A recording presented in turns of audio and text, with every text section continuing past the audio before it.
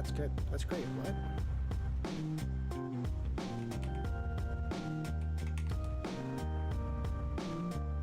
That's pretty good too.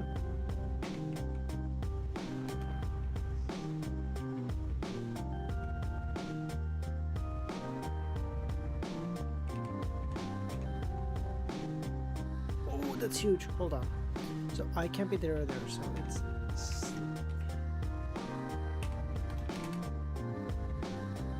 oh, that's so mean. Plague, how's it going, buddy? How you doing?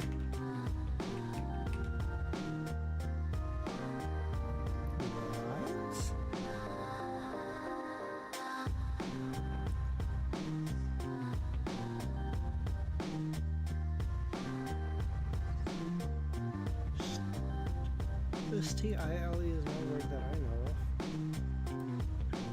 I mean, maybe it's a word, but I don't know.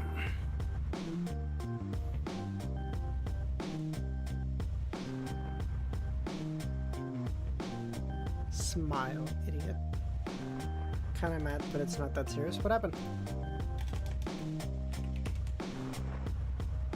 That sucks. Oh, that slice was up.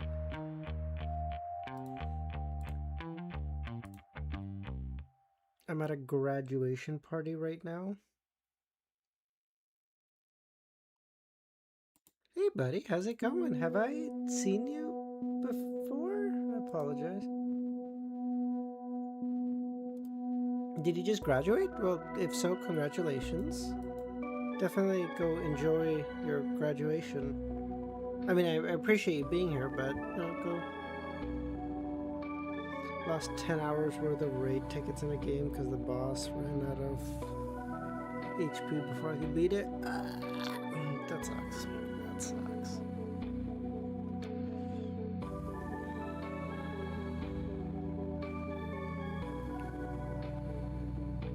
Clear sound. Lucid. Anyone think of right? In the right mind, in the sound mind, in a clear mind, and a lucid mind. Sensible, yeah, okay.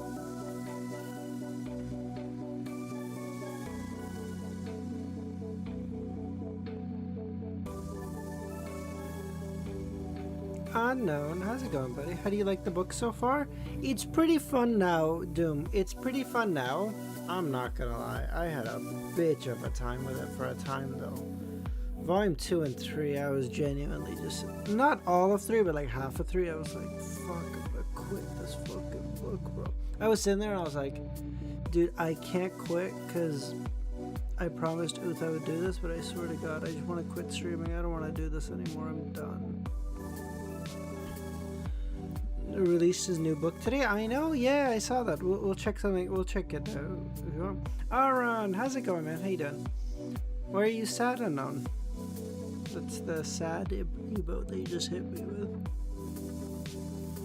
Oh, piss. Go back to chapter 700, bitch. Well, good morning to you too, Kame. How's it going, buddy? Love you.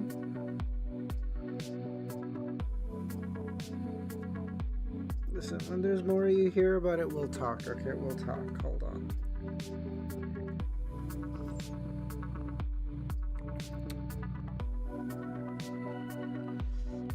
Impossible. Never. No way. Sorry.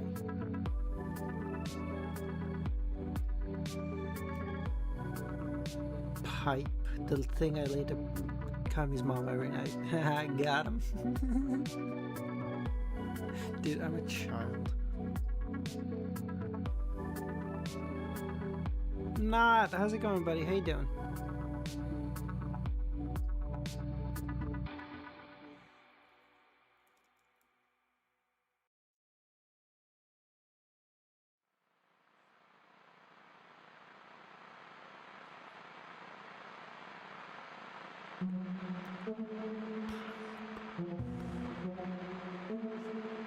It's a pipe dream. It's a fever dream. It's anyone else seeing anything else?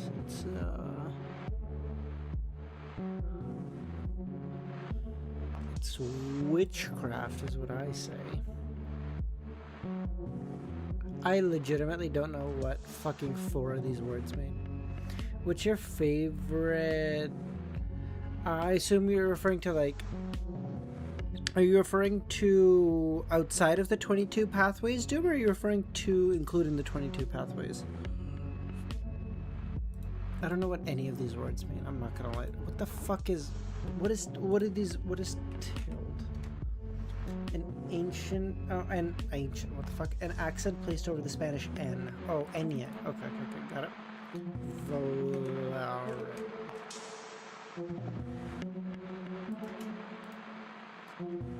Means to fly in Italian. What the fuck?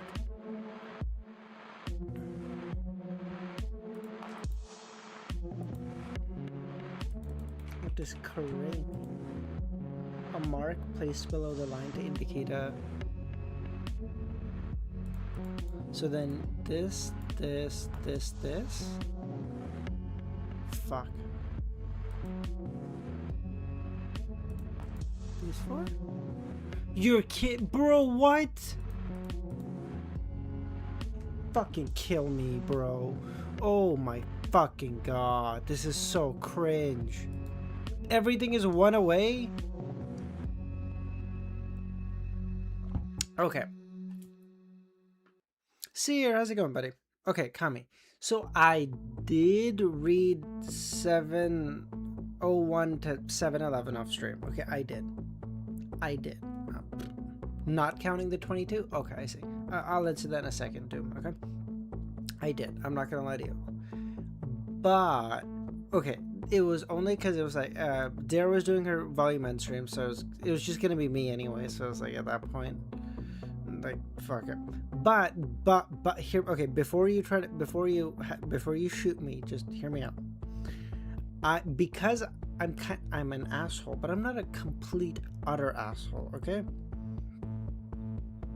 What I did do is I recorded it. I recorded the whole read through.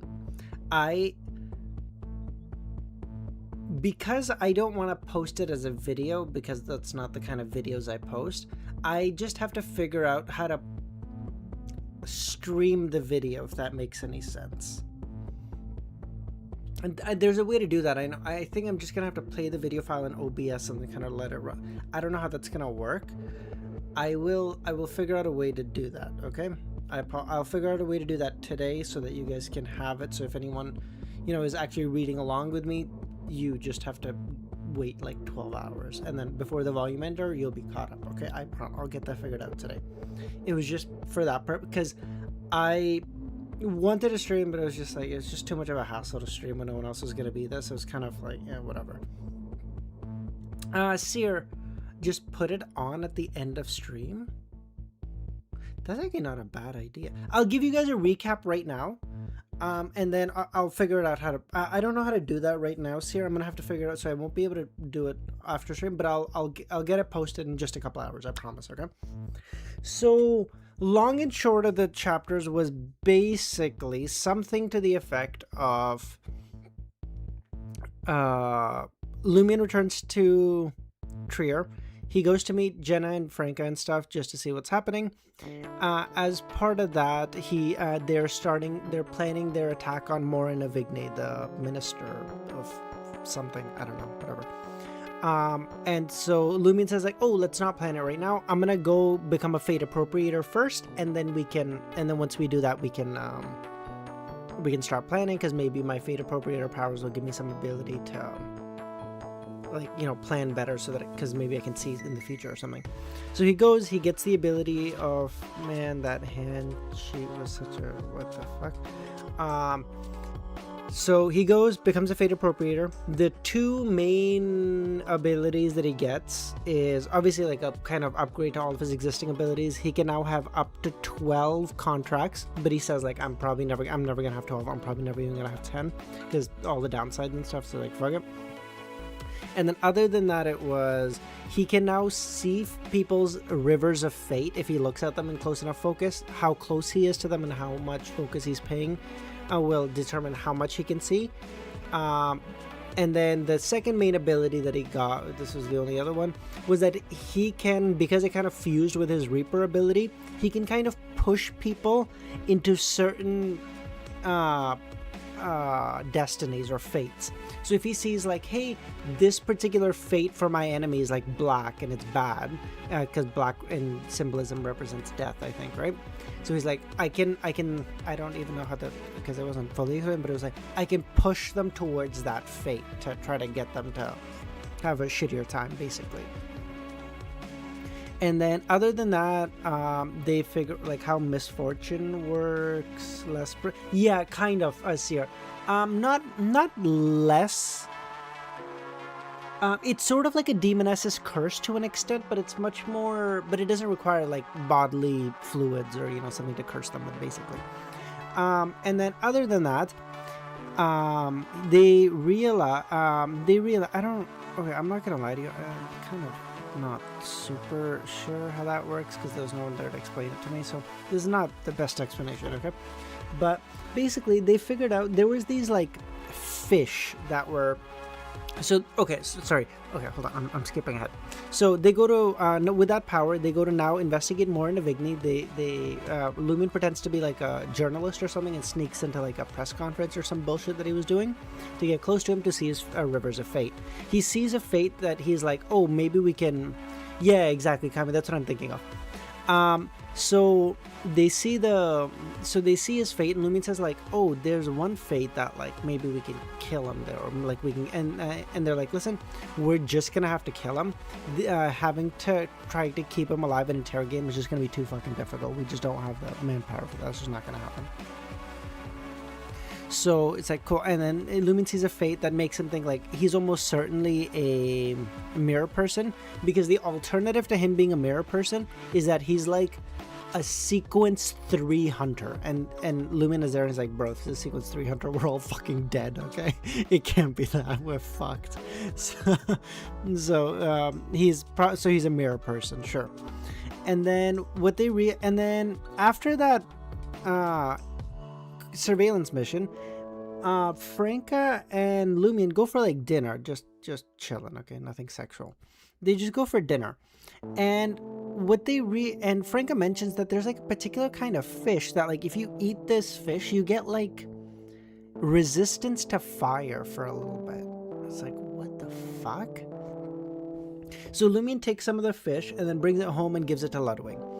And Ludwig eats it, and he's like, oh, this particular kind of fish basically evolved for the past several, like, 100 years from, like, the 4th Epoch ruins of Old Trier, where they, where, like, basically they were siphoning off some, like, hunter blood or some bullshit. Anything interesting Termi said?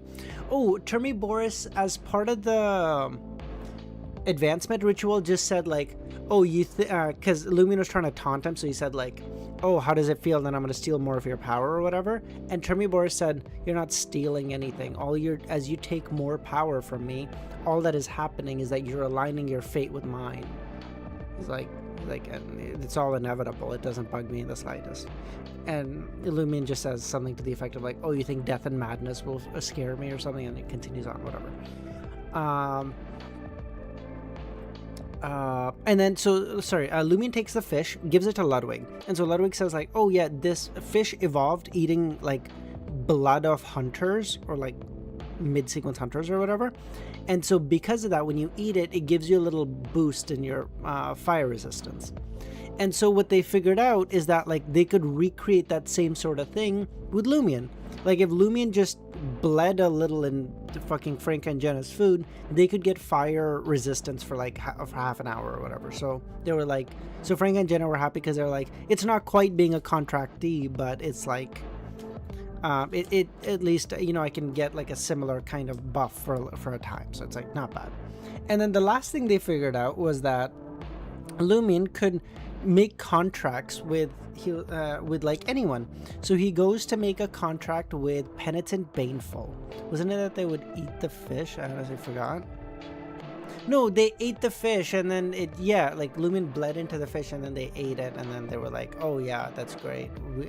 Like I feel like my entire body's kind of like mildly on fire or some bullshit, something to that effect.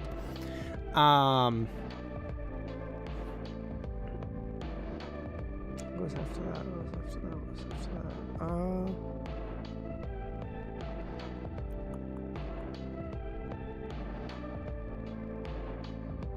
Yeah, and then now they just said like, okay, let's plan the attack on Morinavigny. I think that was basically the extent of it. I don't think anything happened beyond that. Well, that was the synopsis for sure. It's not perfect, but honestly, I'm not sure I even followed everything. So that's as close as you're gonna get, buddy boy.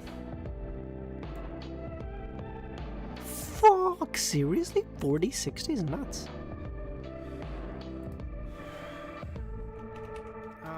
Let's do... I like the LOTM one more, honestly. We're gonna do this one. Shut up! No, just stop it. Okay, shit. Wow. Okay, that's bad. So... Earlier, not a female, not 5th epoch, Eternal Blazing Sun. Male sequence 0. That's good. Male sequence 0. No! Fuck me! Oh my fucking god. Nope. Oh, the music. God damn it. The music is genuinely fucking me sometimes. God damn it. I just gotta make a playlist that it doesn't. Cause it starts pulling from like... Because YouTube just starts adding in new music. Oh my fucking god, so cringe. Jesus. Is that a new UI? Oh no, Sir, this is a different one. There's two of them that do like similar things. I just like this one better because it has like quotes and stuff too. I just like this one. Okay. Male sequence 0. Adam?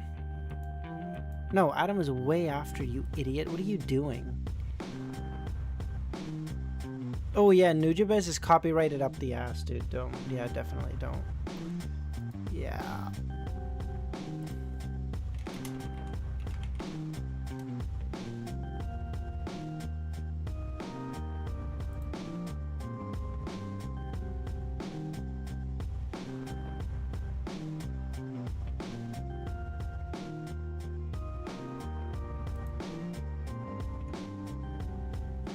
New persona is Dr. Z?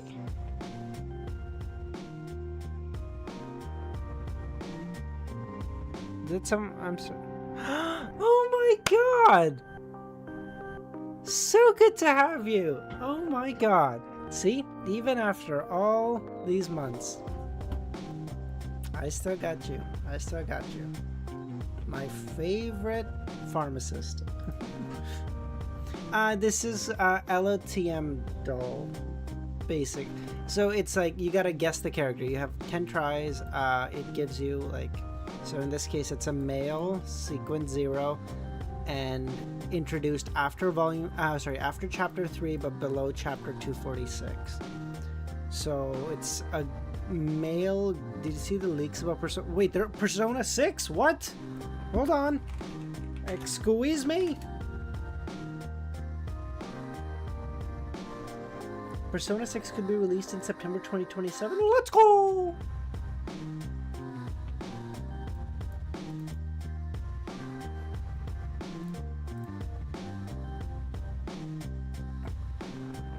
It's been a hot minute since we've heard anything. It's coming, guys, we swear. Our concept of fan art graphics referencing a blonde-haired character with a bowl cut to be the protagonist. Let's go, boys!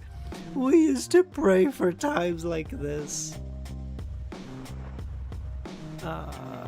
Screenshot of list of file names. That's going to be art assets. Okay, let's fucking go. That's good to hear. There's also Witcher 3. I know, dude. Unknown. I'm thinking, honestly.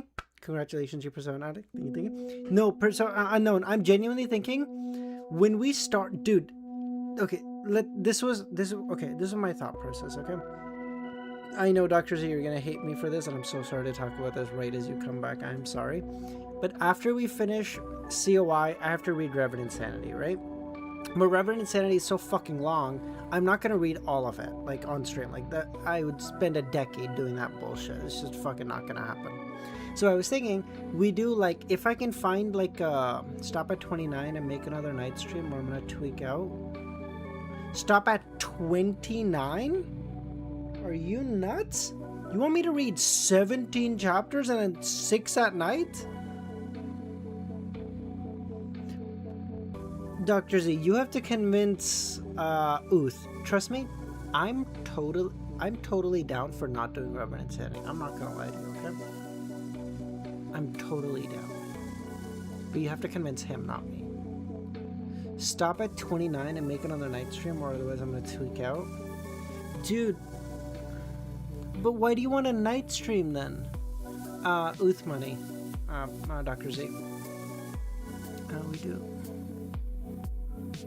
You can read Revenant until the Immortal arc? What arc is that, Plague? What arc is that? Because my thought process was, maybe we can do our Revenant Sanity as like maybe I can put it on as like a audiobook, and then we can like play a game, because the game will allow me as a channel to grow a lot more. Okay, the Revenant Sanity being in the background, I can still read the book, I can still like do that, that's great, but then the games will allow the channel to grow so much better. Because a streamer just reading is just not gonna happen. Like, it's just, trust me, this is not gonna go anywhere. Like, obviously love all you guys being here and all that stuff, it just, I'm not, because I want to be able to do this. I know, Kami, I know, I'll get to you in a second, I promise, okay?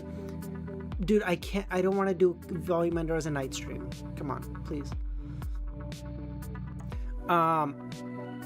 So, like, if we can do it that way, the channel can grow, and then, like, and then again, once the channel is big enough, and then if I want to do shit that, like, that, you know, the audience doesn't like, and it's like, okay, this, you know, couple streams, I don't have as many viewers, who gives a fuck, whatever. But I can't just do things that are super niche forever. It's just not gonna, you know. Kami, okay, hear me out, come on. Okay, the alternative is, Kami, what if I read until 19 right now, and then I just do 35 to Witcher? Yeah, I know, that was what I was thinking. If I can do the Revenant Sanity audiobook and then Witcher 3, so that I'm like fresh for when the thing comes out, that'd be so dope. Can you do volume ending slightly later than 3 a.m.? That's exactly, Dr. Z, because the night ending is the it is a lot less people come by. I'm the fucking audiobook for Lord of the Mysteries and COI Kami. What do you mean, what is an audiobook? Isn't the game story heavy? Oh, I've played The Witcher 3 so many times, I could tell you every fucking bit about The Witcher lore off rip, okay? I've played so many fucking... I played The Witcher 3. I have so many hundreds of hours in The Witcher, I assure you. I don't need to watch the cutscenes. I don't need to listen to it. Okay, Kami, can I do 19 today and then we do until 35 tomorrow day? Would that work instead?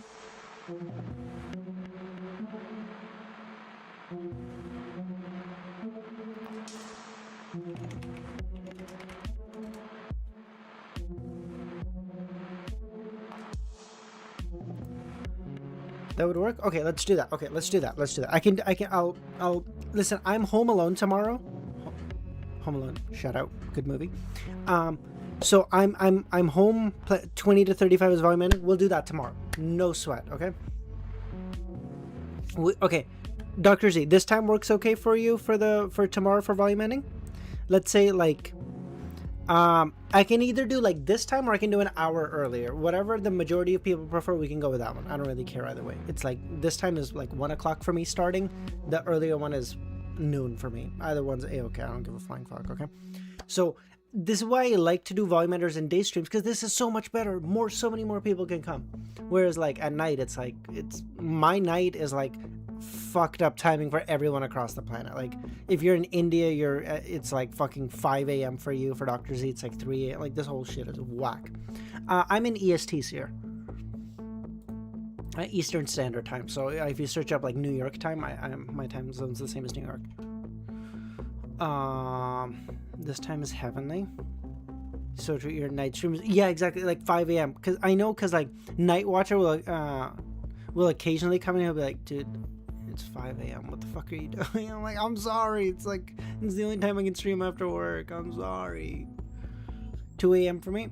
Okay, what if I start an hour earlier? Would that work better for you, Kami, if I do like 1 instead? Would it work tomorrow? Okay, who the fuck is this? Okay. Sequence 0, male, introduced after, because in chapter 3 all the 7 major gods get introduced, so it can't be one of those. Wait, god of combat, maybe? What is the what is his name? I don't care.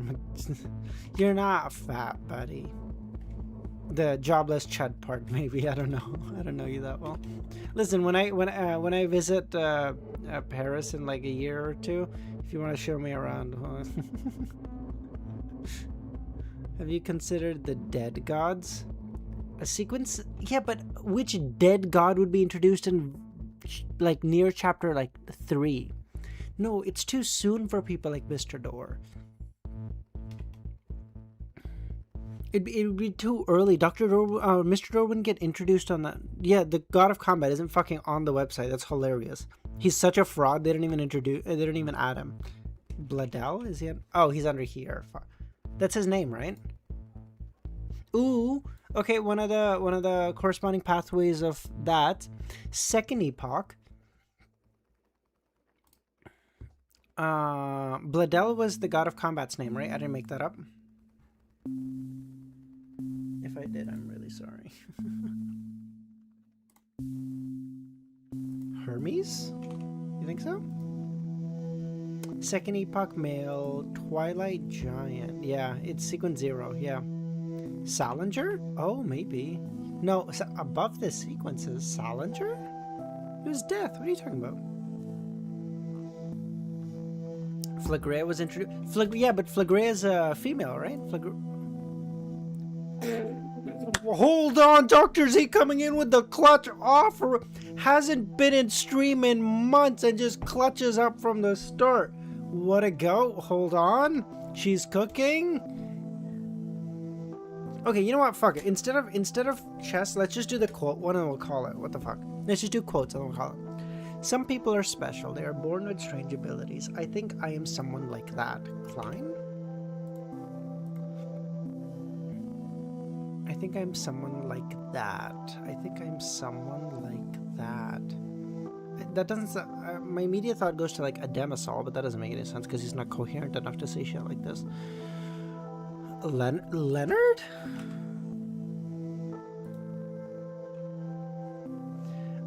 Ending of volume 7. Adam says Salinger tried to make a new great old one pathway.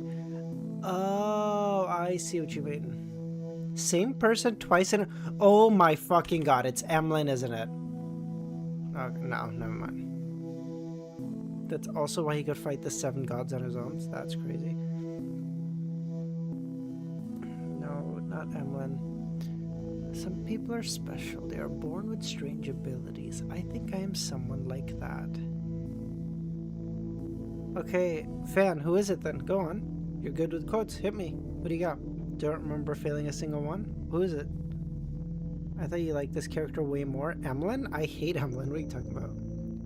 Vampires? Ugh. Subhuman. Please don't ban me, YouTube. Okay, who is like arrogant enough to say shit like this? Talking about the person who said the quote? I thought you liked this person way more. Force? No. You're talking about a Demisol? I don't even think he's on the website. Yeah. Anderson? No, that's the wrong Anderson. No.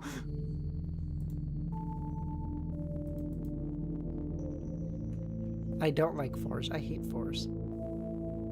Yeah, I thought Unc would remember this person. Who is this? Yeah, other... Dude, who is arrogant enough to say this shit? Okay, someone, he's as old as you, Zaratul? Nah, it's okay, Seer. It's okay. It's okay, buddy. Don't sweat it. Don't sweat it. You're great. You're great. Okay, it's fine. Bro, stop calling me Unk and someone fucking assist. God damn it, motherfucker. Roselle?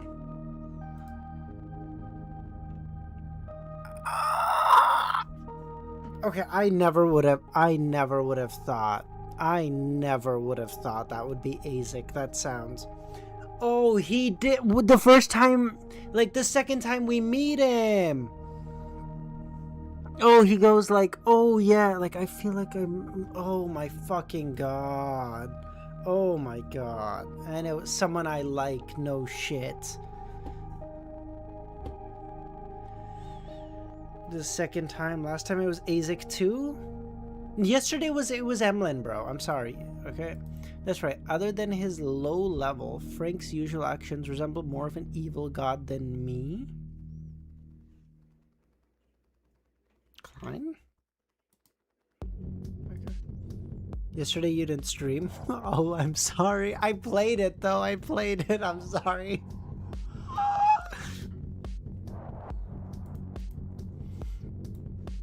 Humans are fragile creatures, and they need a certain amount of time to calm down. No one can always be in peak condition, enjoying the thrill and pleasure without any rest. Klein. Fuck. It would be like I feel like it would be like a doctor that would say this. Amon, you think so? It doesn't.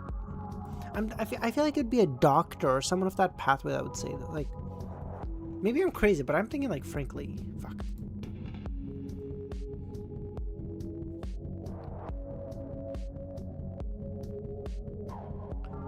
Psychiatrist? Like,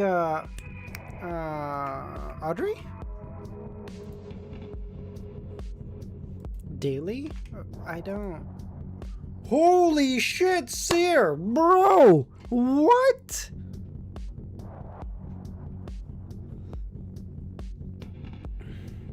That was a good pull, dude. That was a... I know my woman, brother. My go. My go. Oh, Daily was a good pull, dude. I wouldn't have got that. I would not have thought of Daily when I thought of that line, because I didn't even think about it in like a horny sense. I just thought about it in like someone being genuinely helpful sense.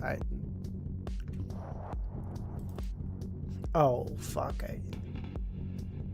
Okay, sorry boys. I just realized while reading I did not change the chapter titles. Fuck. Okay, listen, it's fine, okay. Accusation, whoa. They're gonna say... Dr. Z, obviously, I'm super thankful to you for coming, obviously, but is your internet situation a-okay now, by the way? Done modeling the game as a travesty, really? Because, like, I don't want you to, like, use up all your internet on me, like, as much as I appreciate you being here, obviously, I'm not just...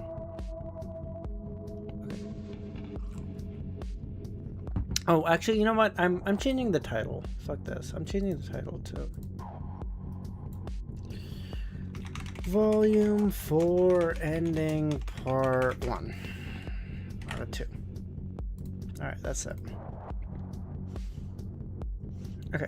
Lumen stood beside Morin Avigny's villa, wearing a wide-brimmed round hat and black tweed coat. He gazed at the garden and said to Franca, "Keep your distance." As he spoke, Lumen's eyes turned silver-black once more, allowing him to observe the fate tributaries corresponding to Franca's future.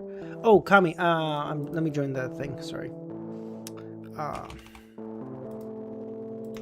you available to do music right now or no? If you're not, then I'll just chill it out. I'll just figure it out. It's all good. I can't do music? Yeah, you're good. No worries. Don't sweat it, dude. Let me just loop this one for now. The Fate tributary tainted with a faint black color that was unrelated to their upcoming infiltration.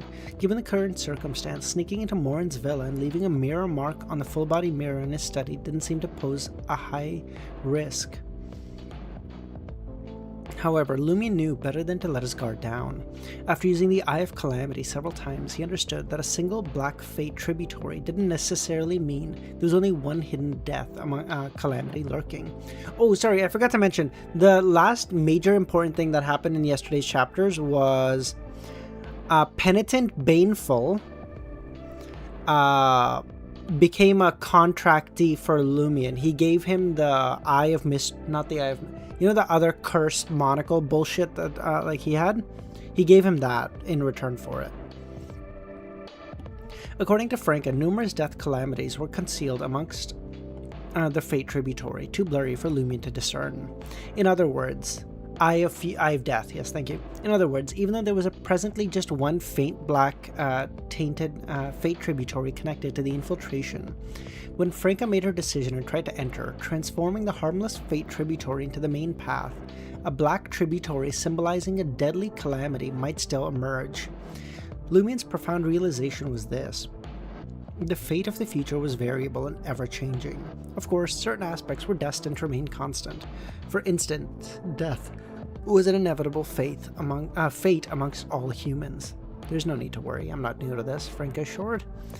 Assassination 101, Infiltration. Without another word, Lumion activated the mark on his shoulder and morphed into a shadow creature.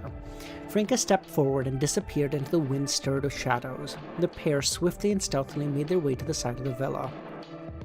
At the same time, Morin was attending a ministerial meeting. His wife had gone to an art salon with her lady maid, leaving only a handful of valet, maids, gardeners, and chefs in the villa. So they'll make Kilongos more evil to prepare people for Amon? That's not actually a horrible idea. Plus, Kilongos was kind of a shitty guy anyway, so to make him like a little extra evil is, I'm not losing any sleep over it. The Avigny family didn't live here. Only the immediate family of the minister was permitted to reside inside the government-provided villa long-term. Morin's children had either already married and moved on or were attending university. They only returned home on the weekends. For Lumion and Franca, this was when the target location was at its most vulnerable. Morin was the Avigny. Morin was the VIP. The covert protection would follow him. Lumion emerged from the shadows and instructed Franca, "Wait here, keep an eye out." "Got it," she agreed.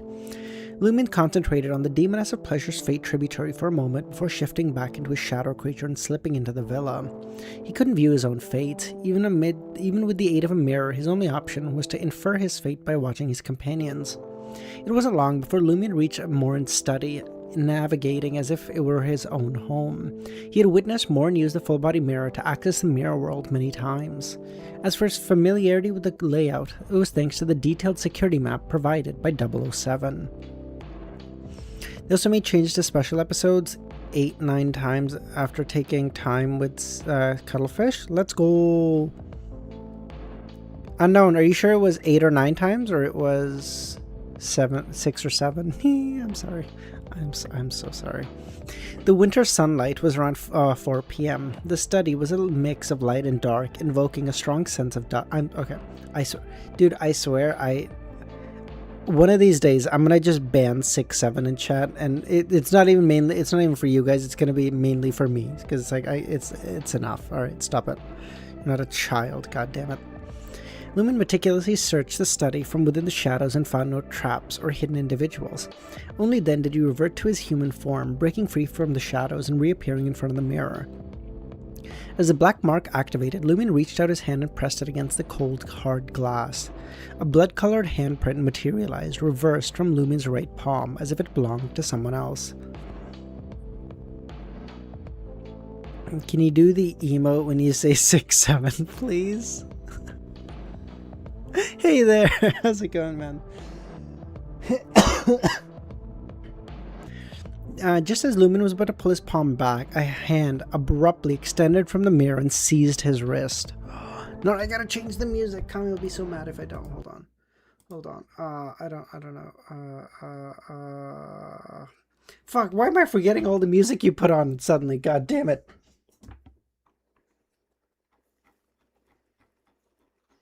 What's like a good... Vanitas is good. Yeah, this is great.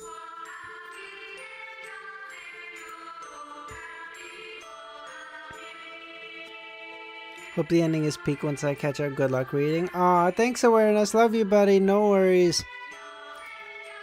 No worries. Go on, buddy. Do your thing. Appreciate you popping by all the same, alright? Love you.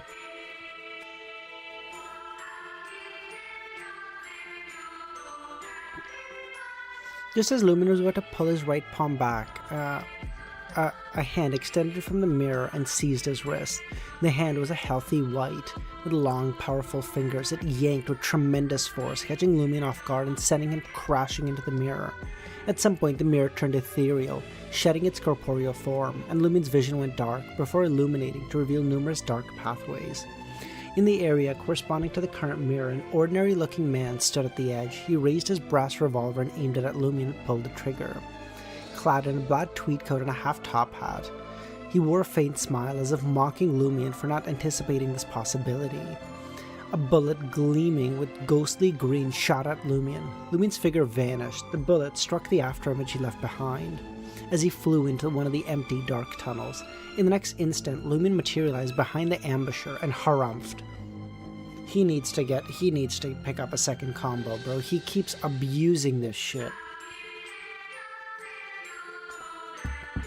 White light shot out from his nose and struck the ambusher. The ambusher's eyes snapped shut and he crumbled to the ground. Midway through, his eyes darted around and he snapped out of his daze.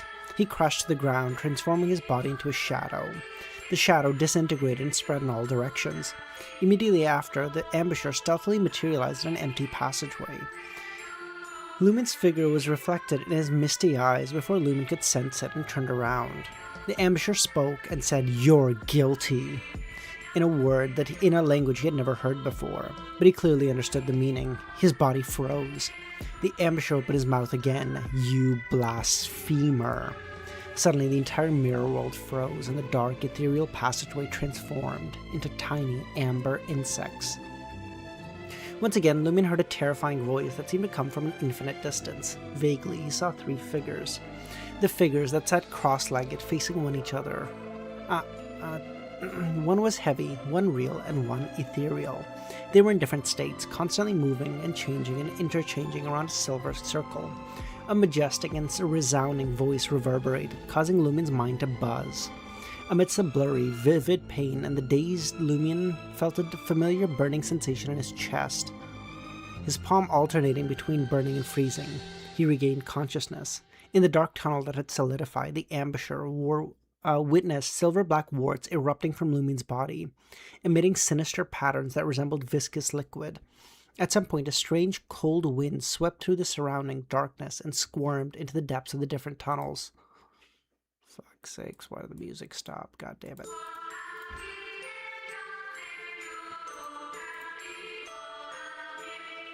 The ambusher's body stiffened, becoming increasingly sluggish, and a faint white fog, barely discernible. After an unknown period of time, the man survived the most dangerous moment. He felt his body again, regaining his vision and hearing. As Lumen's warts and patterns faded, the ambusher felt a lingering fear. How did he commit blasphemy? Which deity did he blaspheme to?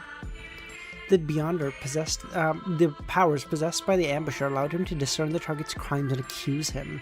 The damage and effects of different crimes were completely different, and the accuser couldn't predict them beforehand. Oh, probably all the times he says, like, praise the sun or some bullshit.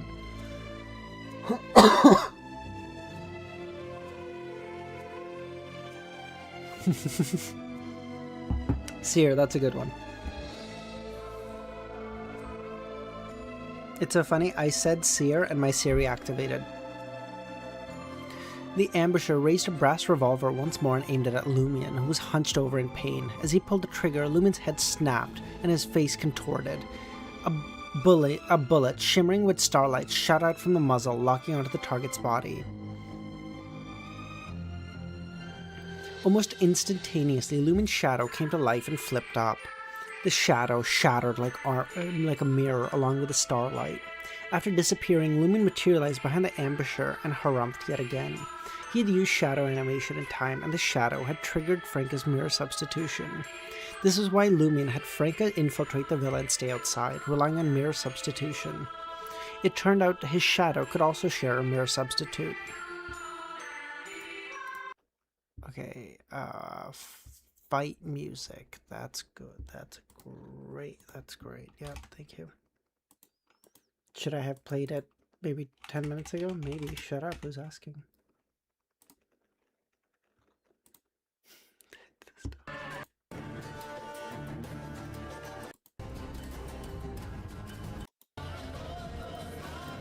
Talk about Witcher 3, boys. Two beams of light shot out, causing the ambusher to close his eyes yet again. This time, Lumin didn't give the enemy any chance to wake up. He extended his right foot and blocked the enemy, preventing him from falling. Simultaneously, he drew his revolver and pressed it against the target's forehead. The ambusher's eyes darted around as he awoke to the terrifying pressure emanating from the muzzle. He forced a smile and handed over his revolver. "I'll give this to you. Will you let me go?" Lumin's thoughts raced as he said, "Okay," and took the revolver. The ambusher maintained a humble, ingratiating smile as he turned around and walked deeper into the tunnel. "It's best not to let the man go," Lumin heard Termy Boris's voice. "Huh? Why did I agree to that deal? Why did I let him go?"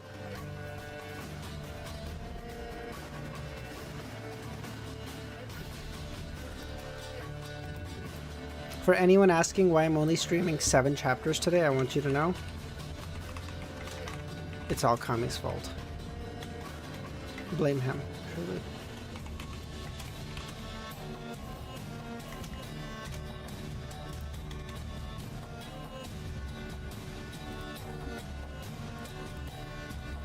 Warned by Termy Boris, Lumin sensed something was off. The ambusher was slowly making his exit, as if concerned that moving too fast would alert Lumin to the abnormality. Strangely, no massive vortex emerged from the dark, emptying the tunnel's depths or stopping the ambusher who had already gone in. As he watched him go, Lumin glanced at a restored shadow and put away the brass revolver taken from the enemy and put on the boxing gloves. A moment later, blazing white flames engulfed Lumin's body as he transformed into a spear, hurtling to the ambusher's back. The ambusher's fear came to pass. He evaded, ready to turn into a shadow and escape. He would then trigger mirror traversal to get away entirely. Just then, flames making up the spear dissipated and Lumin appeared. My internet situation keeps changing. It was great last night, but it deteriorated again. It'll be good soon. That's good to hear, Dr. Z. Just then, the flames making up the spear dissipated. The ambusher's shadow came alive, ensnaring the body that hadn't fully transformed, briefly keeping it divided into 6 separate forms, forced to remain in place. Lumin advanced and dashed in front of the ambusher, alternating punches. Lumin's initial punch heightened the ambusher's fear, and the target narrowly freed himself from the shadow entanglement. Lumin's next punch set off the enemy's already tense fear. This wasn't chance. The ambusher's fear clearly exceeded normal values. Lumin first saw the corresponding feature and exploited this vulnerability. Fear played out in his mind as he punched.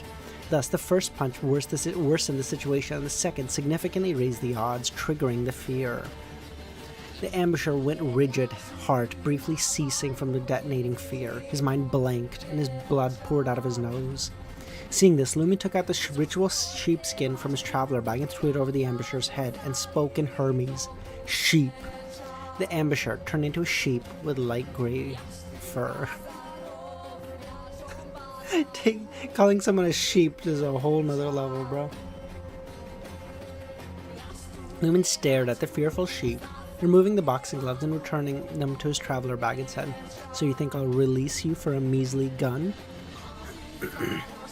Lumin then stooped down, scooped up the sheep, and went back to the mirror in Avigny's study, trying to exit. Unable to enter or leave, he wasn't certain he could depart so easily. If not, he would have utilized the pre-prepared mirror mark and spirit world traversal to directly go to the unique permanent mirror in the underworld trier, and then teleport to Franca. How does one scoop up a sheep? Put it in the traveler bag, obviously. Lumin's vision faded and brightened as he emerged in Avigny's study and with the frightened sheep. He rushed to the window and opened it wearily. Sure enough, Franca had exited the shadows and awaited by the windowsill. Realizing Lumin's mirror substitution had shattered, Franca chose to investigate. "You okay?" Franca asked. "We'll discuss later." Lumin threw her a sheep. Franca caught the sheep and vanished. In no rush to go, Lumin donned the gloves and took care of the various traces he had left behind. Soon, Franca returned, using the primordial demoness figurine and the demoness magic to handle the anti-divination and anti-prophecy. In an abandoned tunnel, bro, imagine You're like, hey, you okay? And your buddy just throws you a sheep. Like, yeah, sure, I'll catch it, but like, I'm sorry, where the f do we get a sheep from, bro? Frank, now fully briefed by Lumen, eyed the quivering sheep. How do we question it? Should I ready a typewriter? But we're out of truth serum. Anthony stepped around and said, I'll talk to him. Should we step out? Jen asked. I don't mind you observing, but he'll feel more at ease with less people for sure. Concerned with the attendance, Lumen spun around and exited the dark tunnel alongside Franca and Jenna.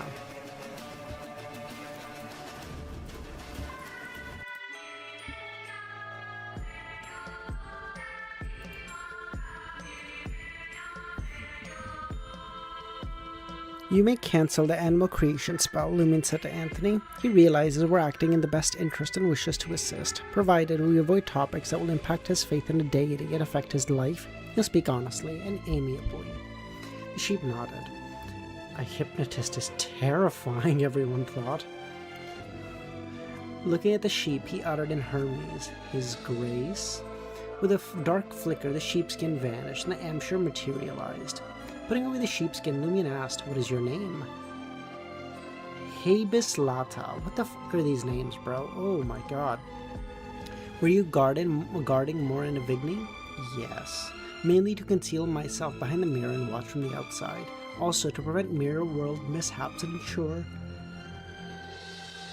he isn't found out and ambushed when he uses specific things. Which organization do you belong to? Franca asked. The School of Truth. School of Truth? Yes, truth, Habis said. What do you believe is this world's backdrop? It is not black or white, not light or dark. It is the gray in between, the mist between light and dark, the shadows, the flux, the chaos. How many motherfucking organizations do we need? Cuttlefish. Bro, I get it. You can make like big, intense, well put together, cohesive fucking worlds. Holy shit. You gotta learn to prioritize though, brother. Come on. Give me like 5 organizations and just like fucking flesh them out, no problem. What is this?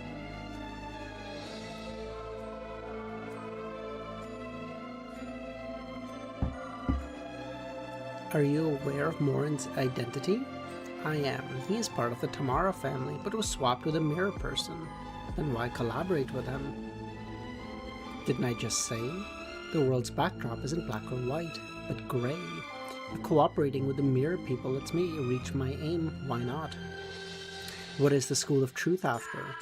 We seek to leverage Morin Avigny and other elites to slowly seize the control of the Intes government, letting this nation have order yet shadows, plus a conduit for ordered communication and shadows. We honor the law, but that won't stop us from uncovering legal loopholes and employing select methods to settle matters pre-litigation. That is our ideology. So they're just white-collar criminals? Is that... am I not just correct in that? Based on what he said, and we'll say next chapter, let me look at my list of gods.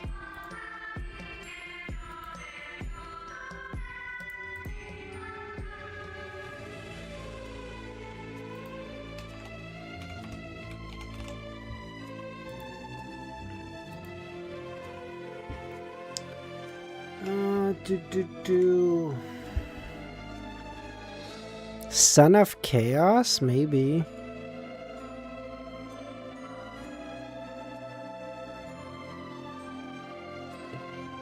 Son of Chaos, maybe. White collar criminals is an oxymoron? Absolutely not.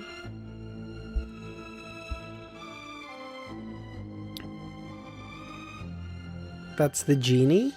Oh, that is the genie. You right. You are right. What? High dimensional overseer? That doesn't sound right.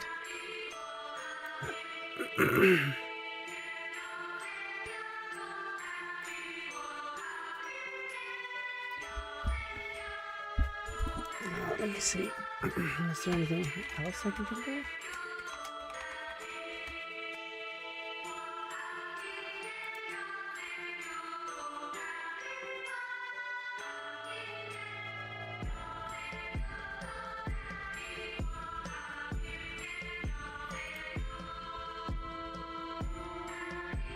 The other half of the genie's uncertain mist.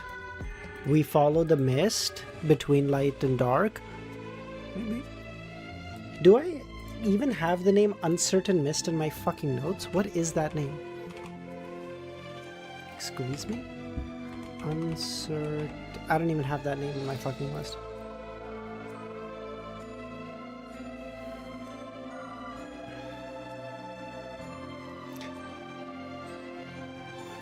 Why control the government, Lumion asked? To practice and near the truth, a right to please it. Plus, we must use the government to locate 3 things. What things? 1. Clues to fallen heaven. It is the underground ancient sealed-up city. Only by controlling Intis's government can we unseal it. It's in the 9 that Hilarion said? I don't think so. Hold on. The one, what I see in my notes is Your Excellency, the great old ones eyeing our world are our Mother Goddess of Depravity, Mother Tree of Desire, Son of Chaos, Primordial Hunger, Circle of Inevitability, Supernova Dominator, Inextinguishable Ravings. What? Inextinguishable Ravings? That's weird. Monarch of Decay and High Dimensional Overseer. So I don't see Mist.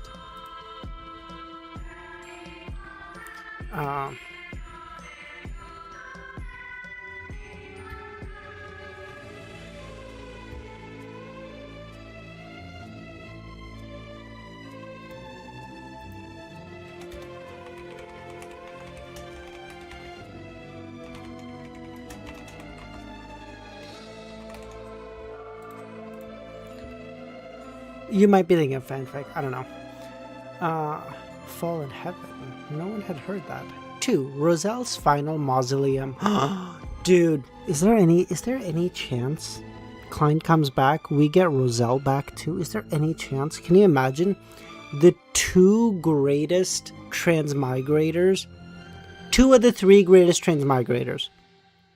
2 of the 4 greatest transmigrators. I just realized Adam and the goddess. Those 2. But 2 of the 4 greatest transmigrators return, and now all the 4 transmigrators are like, alright, boys, let's go save this world. Oh, that'd be so peak. Roselle's mausoleum. Lumen's pupils widened. Got any clues, Frank asked? I don't know. Avis shook his head. At minimum, I've got 0 leads on Roselle's tomb. No idea if the Overseers have found anything. Overseer? Avis glanced at Franka and said, 3. A magic wishing lamp. Ah, thanks, Kami. Okay, makes sense.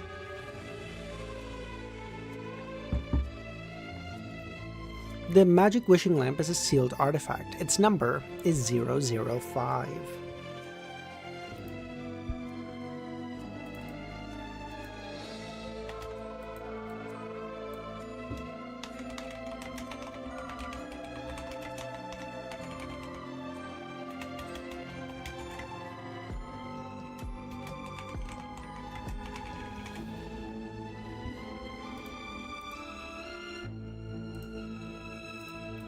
Habus eagerly observed Franka and Jen after mentioning that, hoping to witness expressions of shock on their face.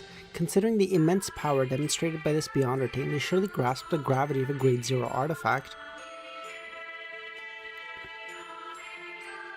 It was a horrifying object capable of obliterating not just Trier, but the whole world. The higher the serial number of the artifact, the more dangerous it would be.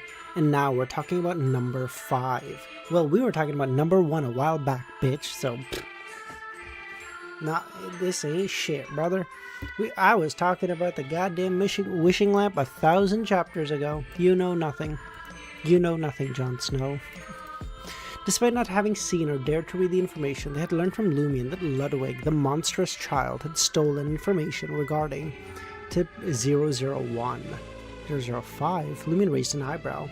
To his knowledge, artifacts that didn't have serial numbers in ancient time, artifacts didn't probably have numbers in ancient times.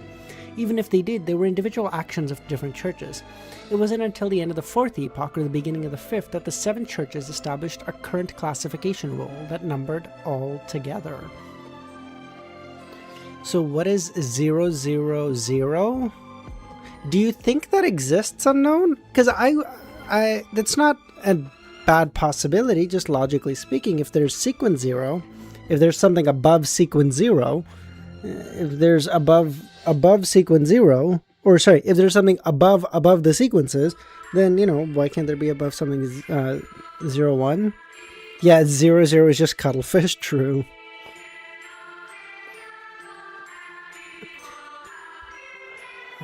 Amongst them, due to the immense dangers posed by grade 0 and 1 artifacts, the churches had agreed to share information with each other and unify their serial numbers. In other words, it was impossible for both the EBS and the Evernight Church to possess a 0 and 05. In the entire world, only the magic wishing lamp could be called 005. 000 is a Cipher castle at this point. Wouldn't the God Almighty's Cipher be equal to or greater than then? No?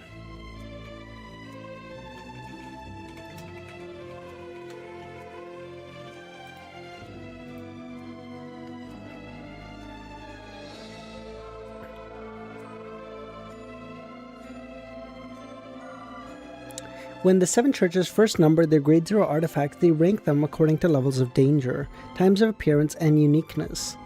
There was a good chance that a dozen grade 0 artifacts were at the top of the list would adhere to posing the greatest danger, and the greater uniqueness, the lower the serial number. For 005 to be ranked 5th amongst countless grade 0 artifacts spoke volumes of its power. Of course, based on these rules, the grade 0 artifact with the lowest number might not necessarily be weaker than those with a higher number. LEMMiNO asked 005. A terrifying item ranked 5th amongst all artifacts? Yes. Does its name, Magic Wishing Lamp, imply that you can make wishes of it? Yes, it can grant the wielder any 10 wishes, but as far as I know, the fulfillment of those wishes takes place in a distorted form, or comes with consequences. Moreover, none of those who have possessed the lamp met a good end. Perhaps Roselle died because of this.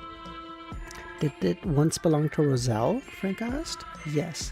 What about now? Have you any idea on who possesses it now?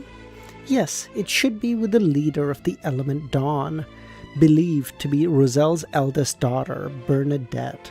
Wow! Frank exclaimed. Although she and Lumion had learned after the sea prayer ritual that Roselle's eldest daughter, Bernadette, was alive and had invented fairy tale magic, closely linked to the Tarot Club's major arcana holder, the Hermit, they were unaware of her present circumstance. Franca had long been familiar with the element Dawn. She knew they were focused on studying mysticism and beyond alchemy, opposing the Moses Ascetic Order. They were primarily active in the Intus region, the southern central region, and the sea. It's only natural for Roselle's belongings to be with his daughter, Lumion remarked. Are you planning to confront Bernadette? We do not have the requisite strength yet. That is the reason we collaborate with the Mirror People. Only by embracing and pleasing the truth can the Overseers obtain more boons to resist Bernadette and her subordinates. Buddy, y'all are gonna be waiting for a while if you're trying to beat that bitch. Okay, she's strong. She's strong.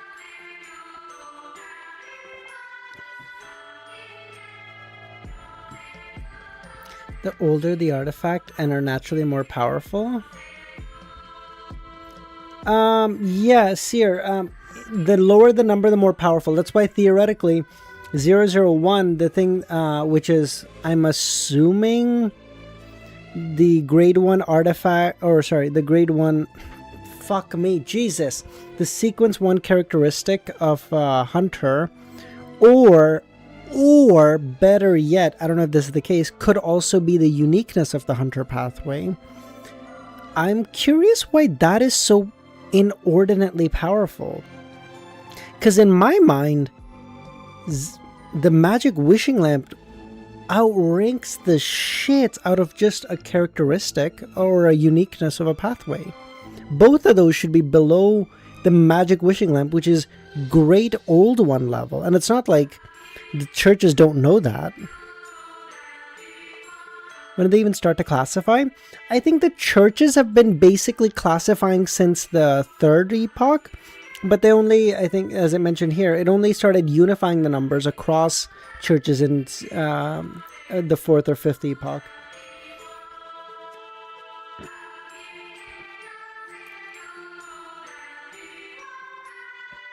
Controlling the government and embracing the truth to varying degrees is a boon-seeking ritual. Their boon receiving rituals differs from that of the evil cults. Rather than focusing on sacrifices, it focuses on influence and utilization. Lumion surmised a key characteristic of the School of Truth. Overseer is both a position and a name. What is the sequence equivalent to its pathway? Are you sure they don't know it? It's a true god. Tried to break it once and didn't succeed. Yeah, no, that's what I'm saying, Kami. I'm saying that it's highly unlikely the churches didn't know that it's a Great Old One level thing, and yet they put it below a uniqueness of the Hunter pathway. That makes no goddamn sense to me, unless you're gonna try to tell me it is not only the characteristic or the uniqueness, it's like characteristic plus the Cipher of that pathway, or of the but like the two pathways, right? Then it would be like, oh, okay, we're talking Cipher. That's a whole nother category by itself. But like just the sequence one characteristic or just the uniqueness, I don't, because the uniqueness of the Arbiter pathway, right? The Truon's Brass Book. What number was that? I can't remember.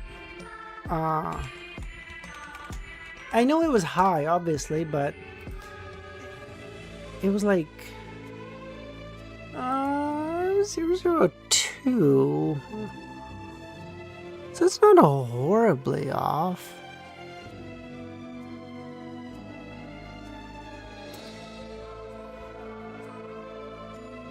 I don't know, 001. I guess if they're both uniquenesses and we just discovered the Hunter one first, it can be 001.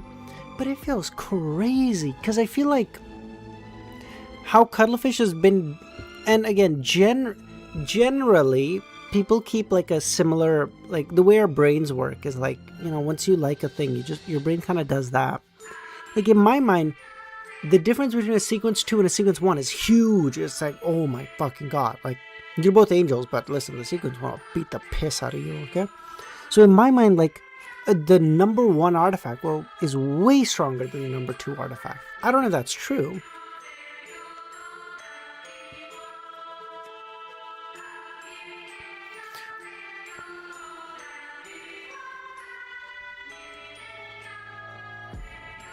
Sequence 4. Having just attained godhood, Hebus replied, "We have already grasped your school's philosophy and objective. What is the purpose of the Mirror People?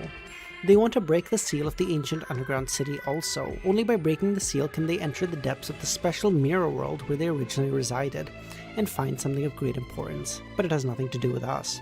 They've been allowing more Mirror People to sneak out and replace the originals. I'm not sure if they have any other motives. Apart from Morin, which other Mirror People do you know? Ever since we reached an agreement with Morin, he and the other Mirror People changed their positions and identities. He is the only one we know." How did you discover that Morin was a mirror person? We were founded with members of the Tamara family at its core. Several of them had long suspected something wrong with Morin, Avigny, and other clansmen. After having received the truth revelation, they confirmed this. Which pathway does Morin's original body belong to? The Justiciar pathway. Not only does he possess the power of judgment, but he also wields the mirror-related powers. It didn't say Justiciar, it says judgment, but I'm calling it Justiciar, okay?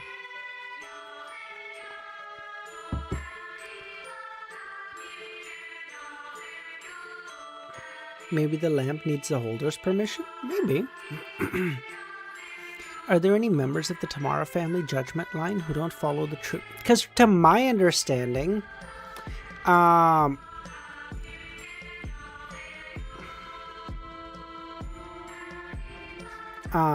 Medici has now reached King of Angel status, right? Because he has 2 sequence 1 characteristics of the Hunter pathway. What he's missing to become the God is a characteristic and the uniqueness. I believe that's correct. So, and the problem is, as soon as Lumion starts approaching him, Medici's gonna go, yo, he's a sequence 2. Let's just kill him right now. Like, I'm not taking a fucking chance. Because Medici's not, like... He's arrogant, sure, but he's also a hunter, so he's happy to just be like, why am I gonna take the fucking chance? So Lumion's gonna need, like, yo, I have shit ready on deck that as soon as I become, like, high ranked enough, I need to be able to at least get away from him and have some survivability. Which in my mind means, like, he's got to have the uniqueness and the characteristics set aside. Like, as soon as I become a sequence 2 and I'm fully digested, we're becoming a King of Angel right away to try to put up a fight. What's Morin's approximate sequence, Jenna asked. Sequence 5, Disciplinary Paladin, Franca realized. A disciplinary paladin with mirror magic and mirror world related abilities. You're not a mirror person or a demoness. Why can you freely enter or exit the mirror world? Hebus pointed to a glass cufflink. This is an item given to us by Morin. It allows us to enter and exit the mirror world and use the connections between the mirrors to traverse. I can use it 5 more times. Very good. It will be ours in the future. Yes, let's call them mirror cufflinks, Franca thought. Lumion nodded and replied, if your ability... Good lord, I apologize. If your abilities correspond to a potion pathway, what would sequence 9 be called? It's Broker. Oh my god, bro. Broker? That's somehow even more cringe than Apothecary. That's so cringe. Oh my god, bro. End it all. You went through the chance of going crazy to be called a broker? Oh my god, that's nuts.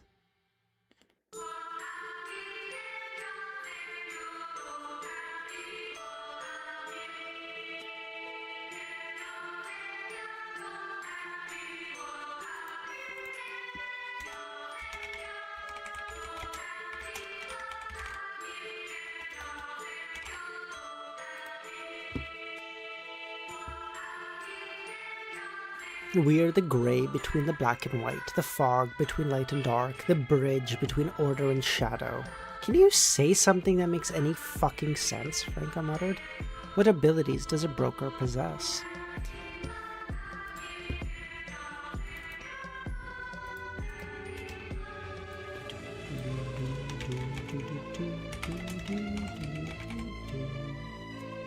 Bro thinks he's Jordan Bell. Exactly, thank you! You're not that guy, pal. Have you even done 40 fucking pills of Quaaludes in one day? I think not. You're not that guy, pal. You're not that guy.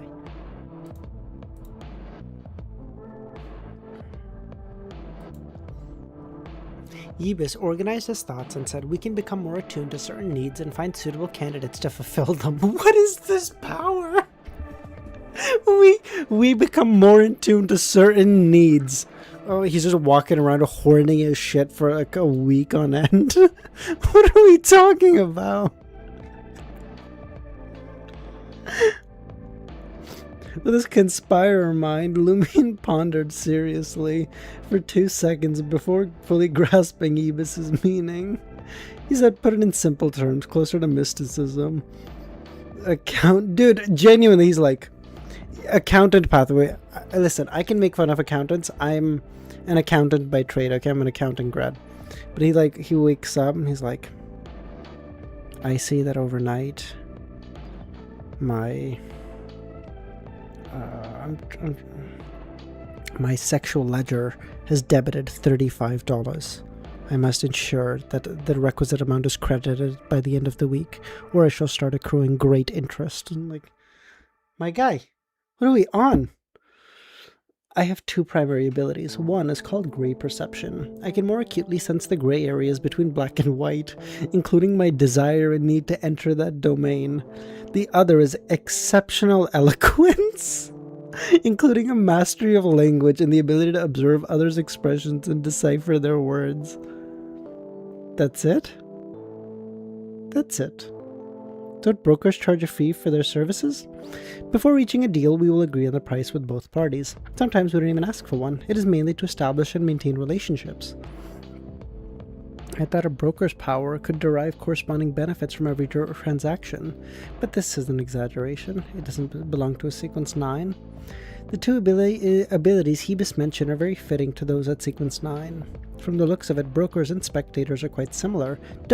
Listen, spectators are kind of cringy, I'm not going to lie to you, but don't ever compare them to these bums, okay? They're so much better. What's Sequence 8, Franca said? It is Shadow Merchant. We can detect mysterious creatures and dangerous entities hidden in the darkness and shadows, while remaining safe from a distance, thereby allowing us to reach certain deals. Invulnerable to mysterious hidden creatures and entities? That's usually the case, but you can't attack the other party first or secretly exert any influence that's disadvantageous to them. You can't harbor malice when striking a deal lest the other party discover it. Furthermore, you'll suffer indiscriminate damage if you are embroiled in a battlefield. You can't make creatures engaged in combat stand down. What if you see something you shouldn't? I will endure the corresponding corruption, Hebus replied. What is it? Shadow Merchant? Bro.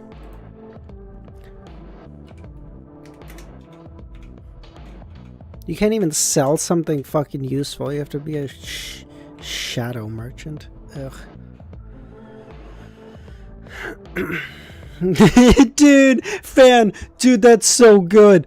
Oh my god, Megumi is the shadow merchant. Oh my god.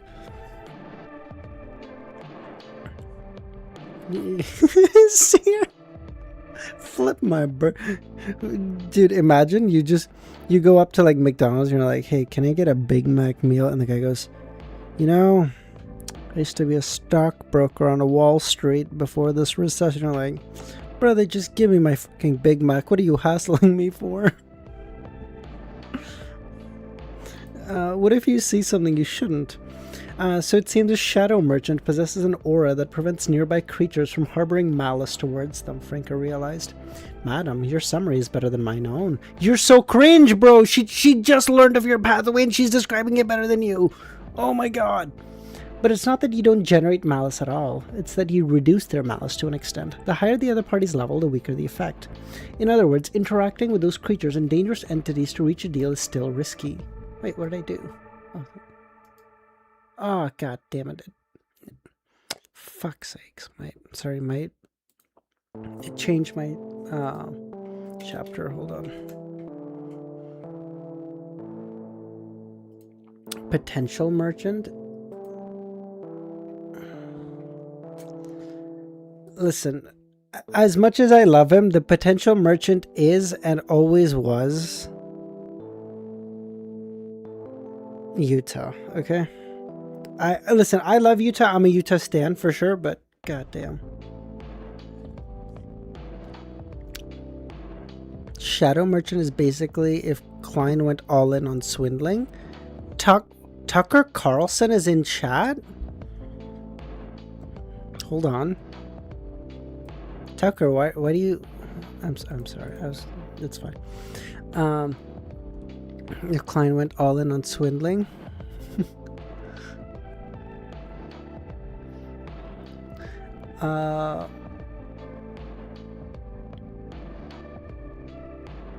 Shadow Merchant can utilize not only symbolic shadows, but also shadows in reality. We can also sign contracts with the shadows of both parties as witnesses, directly connected to each party's soul. If they violate the contract, the shadows will harm the spirit. I see. The man, who appeared to be a member of the School of Truth, had mentioned that he had a way of ensuring the binding contract on both parties. And then, Jenna pressed? We can also rely on symbolic power to secretly modify key terms the moment the contract is signed, making the other party offer more or less. No wonder. Franca finally understood how the man had deceived her and Jenna. No wonder he had revealed an abnormality she once mentioned during divining the contract in advance. Shadow Merchant's abilities are well suited for dealing with Beyonders of the Marauder pathway. A thief's worst enemy, an accountant. Oof.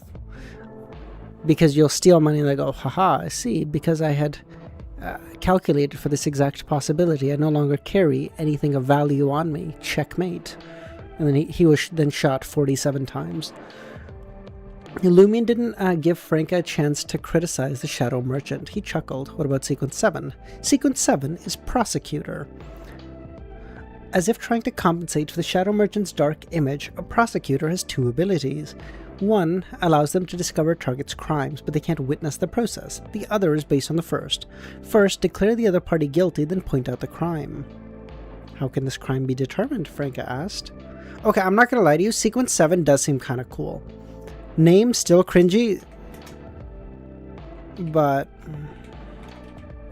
dude, I'm just realizing this is just JJK Prosecutor, isn't that? I know it's not quite, but isn't that just Higuruma? I know he's a defense lawyer, but Klein does have some crazy trader abilities, dude. I know, dude. The rate of return he got for those like. For those bike shares was genuinely amazing. Black Emperor pathway? Not Emperor, I was thinking Justiciar pathway, fan. Because then you can say, like, no one can steal in this area, and then if they steal, then they're guilty, and then they'll be punished, right?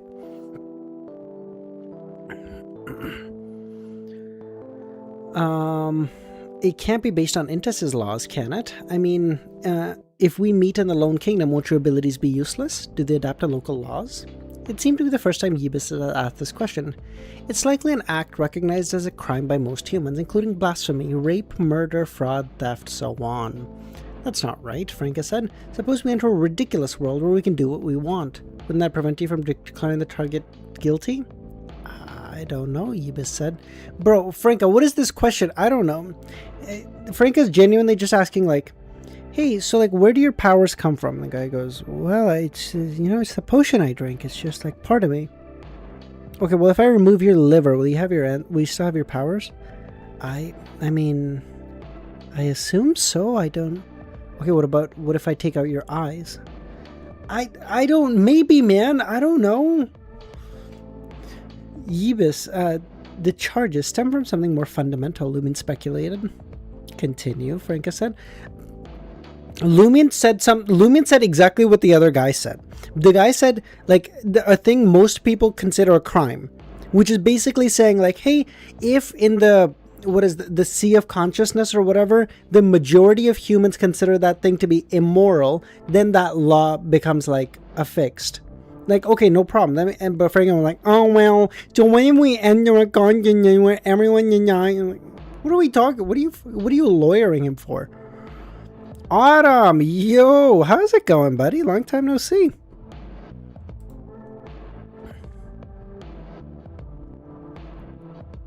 What language did you use when you announced the charge? Lumion asked. It is the world of order. I learned it automatically when I gained the prosecutor's boon.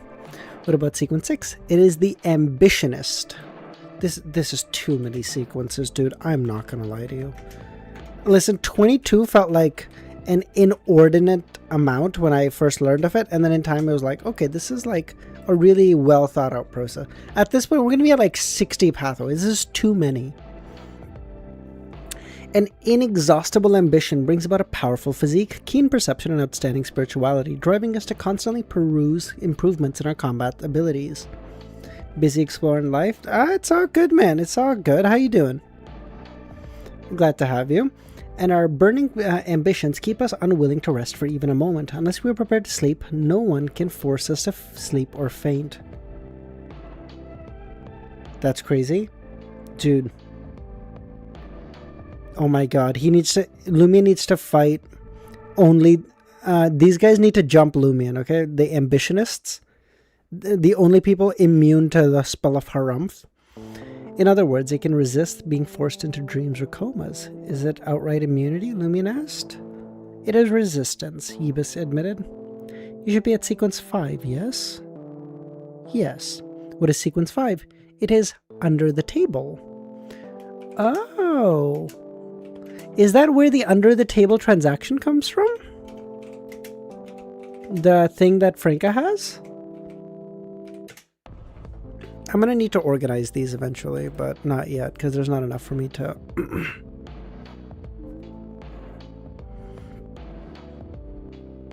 You'll probably join again when you read Reverend Insanity. Sounds good, buddy. I should be done COI probably by end of July, August, okay?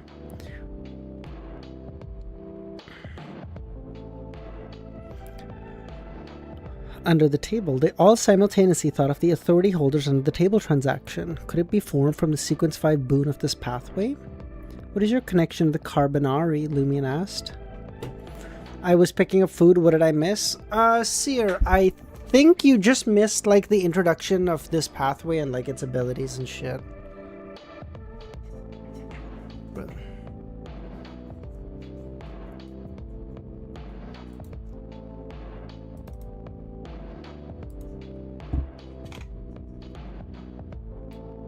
Bro, I'm not gonna lie to you. We're reading very chill today because we're reading a lot less than I intended to.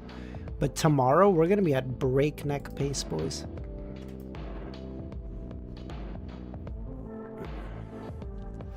Yibis, who was about to explain the meaning of the under the table, was caught off guard. We're putting in a lot of effort to keep the Carbonari in check.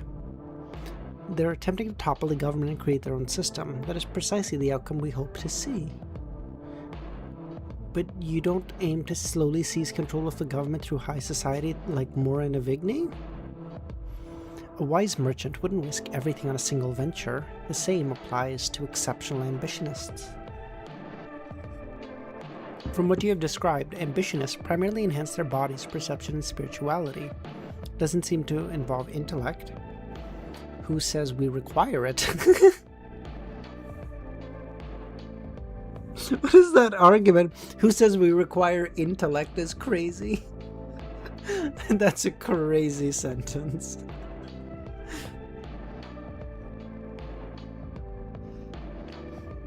It is not the same as being a conspirer. We prioritize ambition over the capability to actually achieve it.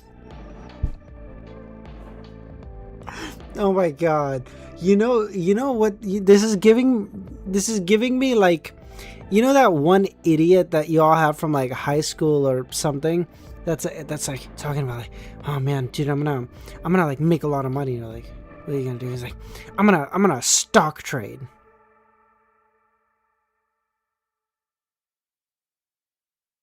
Have you any fucking idea how to do that? No, I'm gonna find out, man. I'm gonna work all day on it. Like, okay. Or my favorite, my personal favorite. This is new, so I don't incorporate this into my vocabulary quite as much. But it's like the online course sellers. Oh, the professional LARPers who live in their parents' basement, have fucking never worked a job, never earned a dollar, and they're like, no, I'm gonna teach people how to be successful. Motherfucker, how about you be successful first, idiot? Yeah, exactly. Escape the Matrix. That is such a dog shit line. I find that so funny, bro. Oh, I'm gonna escape the Matrix. Bro, the Matrix is you watching Andrew Tate and giving him $50 a month to join a Discord, okay? That is the Matrix. You fucking... Oh my god.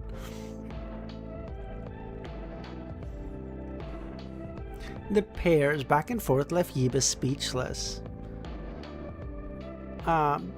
Fortunately, Lumion didn't dwell on the subject. He turned the conversation back to the Carbonari. Has Albert already sided with you? Most likely, Yibis said. I don't handle the Carbonari. Was it because of the brokers that the Dream Seekers charity was founded with the Carbonari? Philip was a man with a grand aspiration who had long aimed to bring various organizations together. As brokers, shadow merchants, and ambitionists, we had to help him. Regrettably, while his scheme was successful, others took advantage of him. He disappeared in the ancient underground city. I'm not sure if you know, but it's actually the fourth epoch trio. Franca had a thought, but kept it to herself. Only then did Lumin inquire, what capabilities do you gain at Sequence 5? Dude, Seer, yeah, exactly, it's like, and then they'll always be posting, like, the best shit ever, and it's like, you know, the A grade students work for the B grade students, while the C grade students are managers, and the F and D students are the one who built the companies, and they're like, you know, fucking Bill Gates dropped out, and you're like, hey, retard, Bill Gates dropped out of fucking Harvard. The fact that you can't do 7th grade math doesn't mean that you're in the same class as him, you fucking idiot. Oh my god. I see that as my fucking, I just have to, it's fine. You guys, Yebus kept his mouth on the kept his eyes on the two demonesses. Under the table is a soul ability, but there are ways to use it. The first is to establish an unseen and tranquil under-the-table atmosphere in combat and emergency scenarios. You can forcibly meet demands by offering the enemy valuable items, but you can't injure them or or impact their state in any other way, and you must behave normally.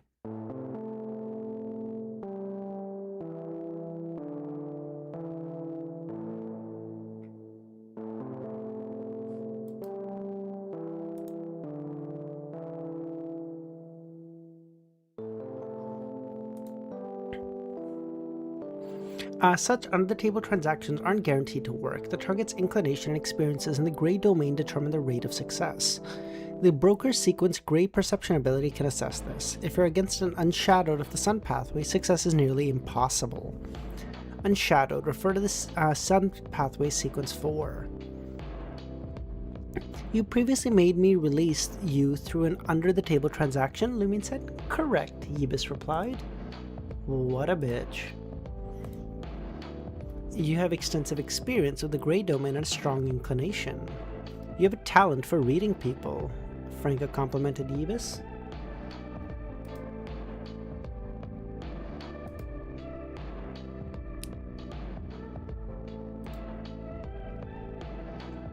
On Franca's behalf, on Lumin's behalf, Franca complimented, you have a talent for reading people.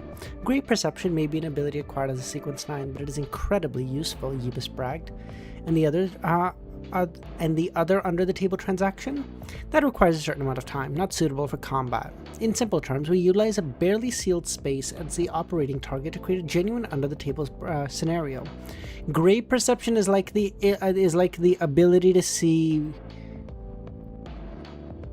like, basically, like uncertainties, if that makes sense. It's not explained very well, even I don't. Wiz know a lot about under the table stuff. Oh yeah. Your mom jerks me off under the table all the time, Seer. I know a lot about it. Bro, you walked into that one.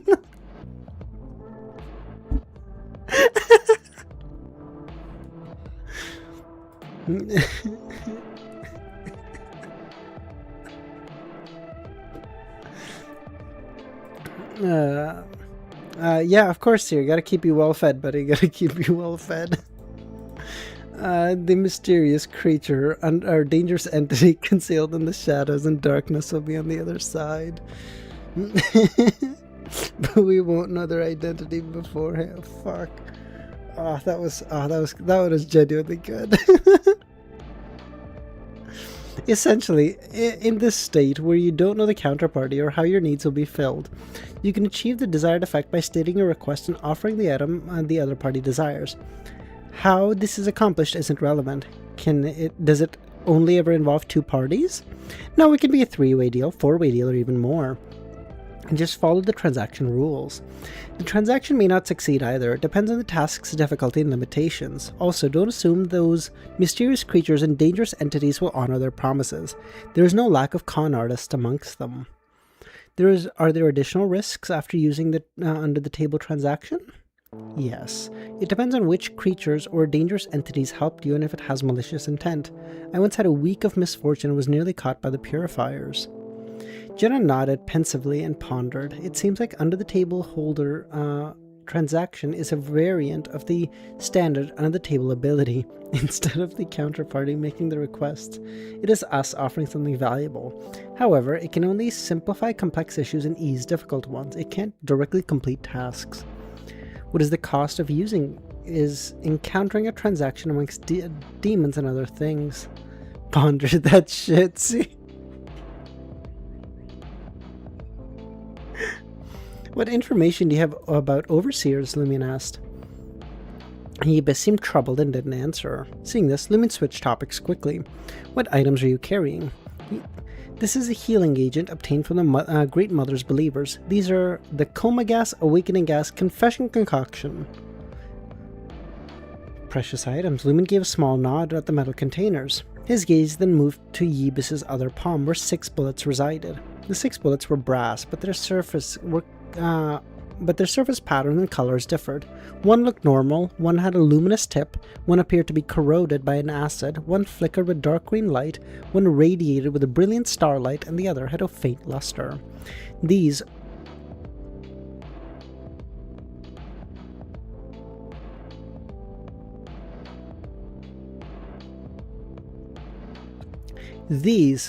are the impregnating bullets. Poison bullet, putrid bullet, weakening bullet, implosion bullet, and deprivation bullet. I traded them from the various deity believers. Alright, Unknown, no worries, buddy. Appreciate you popping by, staying for so long. Love you, buddy. I'll see you tomorrow for the volume ending. Just what? Just 2 more chapters to go at this point. Alright. Bye, buddy. Franka pointed at the ordinary bullet. This is the impregnating bullet? Indeed. People and animals shot by it will become pregnant. It affects both males and females? Yes. This looks like a regular bullet. What if there's a mix-up? You won't make that mistake. It's lightweight and made of wood or soil. As if made from wood or soil. Lumin and Anthony let out a sigh of relief. Lumin pointed at the matte bullet. Is this the deprivation bullet? Those struck or grazed by it will lose 1 beyond their power within 15 minutes, as for which it's completely unpredictable.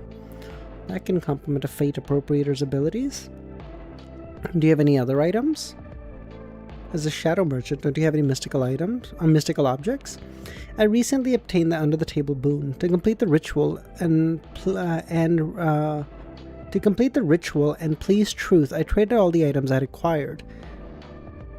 A merchant rule is that you can buy and sell anything. Ah, poor idiot, Franka mocked. Give us all your items. They're the very reason you've been repeatedly caught up in danger and deity-level conflicts. Hand them over and you'll be free. Once you're safe, you can start anew. Similar to Anthony's hypnotic words, Yibis chose to believe it and gave Franka everything.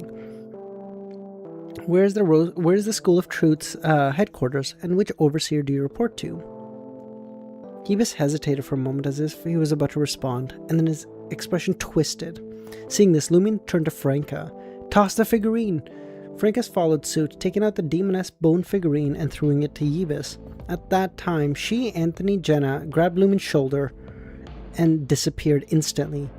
Yibis exploded from the inside out, his shattered flesh merging with a pale white fog. The blood fog slowly descended, circling the demoness figurine before seeping into the soil. After a few seconds, everyone teleported back. Damn. They shoved a block of C4 up his ass that was tied to, if anyone ever asks you, where's the headquarters, you just...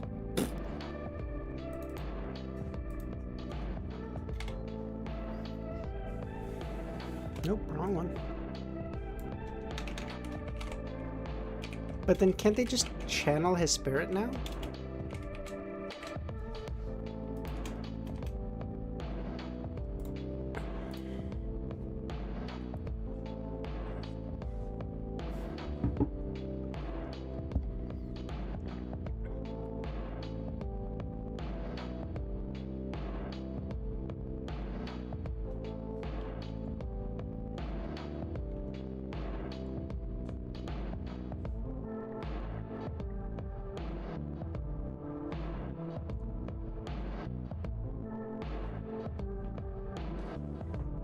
Why did he blow up? Lumin muttered.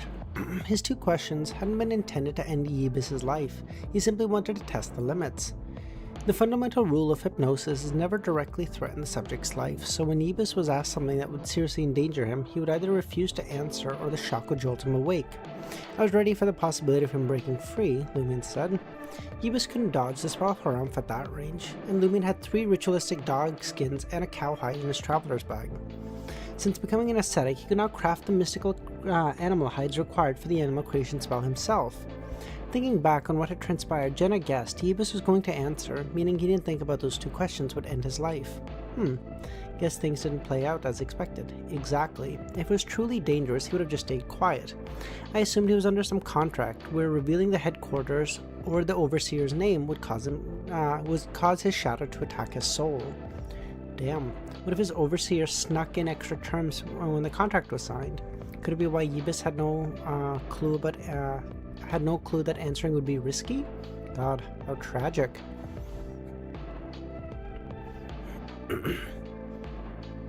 Are we dealing with swindlers or brokers here?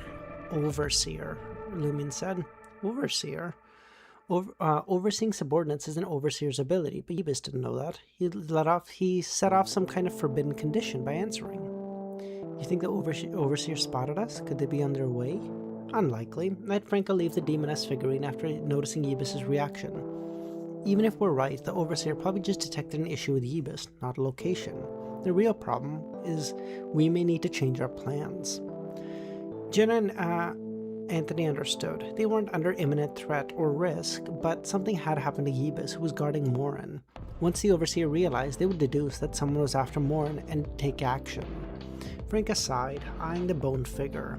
I resisted the Demoness of Black when he first gave it to me. Now I'm wishing he gave me a dozen. Poking fun at herself, she stooped down to retrieve the Demoness figurine, delicately cleaning it off. I should have been watching how Yebus's fate tributary shifted using the Eye of Calamity. Maybe then I could have intervened, Lumin said. Sequence 0 CEO?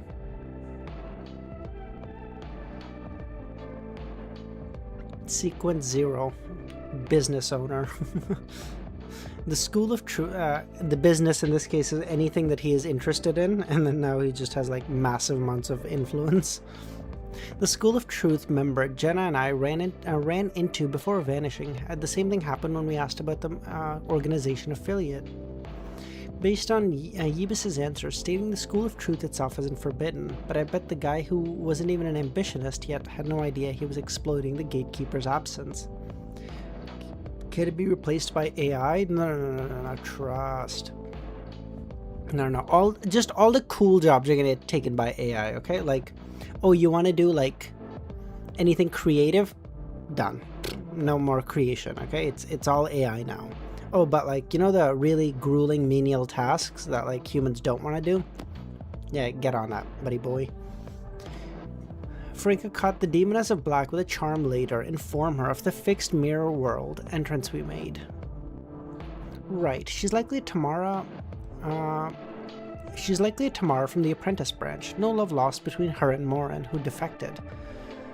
Franca concurred, and Lumin turned around to Jenna. Head to the safe house and send word to Madame at Judgment. The Judgment pathway stands for order, so I feel we must alert her to the School of Truth. I'll take you there. Got it, Jenna said. Finally, Lumin addressed Anthony. Join me at the Pleasure Pavilion to wait for Morin's arrival. Watch him closely. Look for any unusual behaviors. Anthony nodded.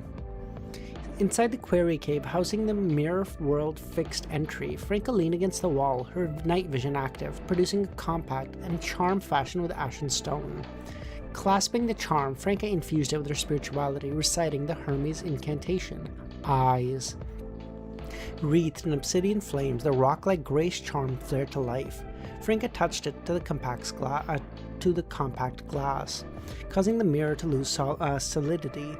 The burning charm sank through without resistance. Moments later, Franca sensed a presence around her. A mass of dark locks then rose. The rippling black tresses obscured her view, and the hair fully emerged. The Demoness of Black's own hair remained immaculately tied up. Even having met her prior, Franca couldn't suppress a rush of awe at Clarice's aura. Do you have an update? Clarice said.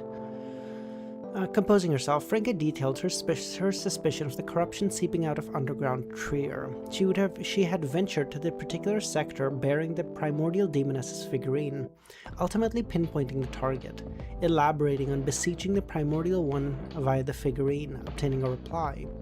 Your instincts are sharp and your mind keen. Impressive that you conceived of and accomplished all this. Perhaps you too shall rise to a colored demoness one day. Demoness of yellow, Franca grumbled. She went on to outline the scheme she had hatched with LEMMiNO's crew. Clarice listened attentively.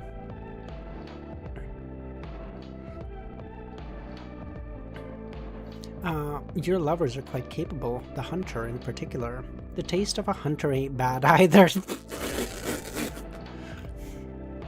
The higher the sequence, the more intense and brave they grow. What the fuck? Even an elite demoness had perused over your clandestine annals, Emperor. Every demoness probably owns an edition. It certainly has its perks, Franca said. However, both you and he erred. Upon amassing adequate knowledge, you should have ceased questioning. The wiser course was to first ambush Morin, then interrogate further. Agreed, Franca accepted. In hindsight, the location of the School of Truth's headquarters was not necessary. They could have morphed Yebus into a dog and set Lugano and Ludwig to guard him. You could not have Ludwig guard a dog, okay? He's gonna eat the dog. Overseer remained unaware, and she and the rest would have lurked within the mirror. However, this was LEMMiN's style. It would have been long apparent to Franca and LEMMiN that LEMMiN was predisposed to extracting information on the spot. Only extraordinary reasons would induce him to postpone. Demoness of Black Clarice refrained from belaboring the point. Couldn't, like, genuinely, you are right, Seer. Like, couldn't Adam just envision a nuke? Couldn't he just envision the nuke that went over, like, Hiroshima or whatever and just be like, well, that's Trier gone, buddy. Abide here for my return. I'll look into these developments, but it may require some time. As you wish, Madame Clarice, Franca said. Oh yeah, I guess Klein could just pull that from history, yeah. Outside the dazzling, like, couldn't he literally just yoink it from, like, the instant before it detonated over, like, Hiroshima and just be like, oopsies. Outside the dazzling Pavilion of Pleasure, LEMMiN and Anthony rejoined the throng of journalists.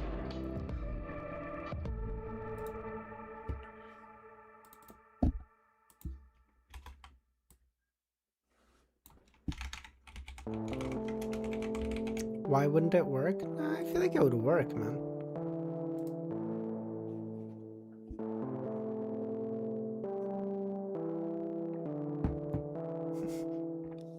Yeah, EBS just grows doubly powerful for half a moment. He's like, oh, 2 suns, let's go.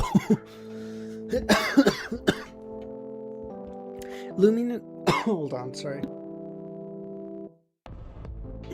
LEMMiN and Anthony only had to wait briefly before the minister began exiting the pavilions one by one. They quickly approached Morin while listening to the other reporters' questions. After just 10 seconds, LEMMiN turned to Anthony and gave a small shake of his head, indicating there was nothing special about Morin's River of Fate for now. He trusted Anthony would understand. Anthony responded with a slight headshake of his own, confirming that Morin's expressions and behaviors were normal. Has the Overseer directly responsible for Yebus not reached out yet, or could our assumption be wrong? Is it possible that Yebus's death was not detected? Had they not grasped the situation? This was why he had come into person to the Pavilion of Pleasure to await Morin's appearance. You think EBS is attracted to other stars? Like, as in, are you trying to ask me if I think he would try to have, like, some fun time with a star? I don't think so. No, I don't.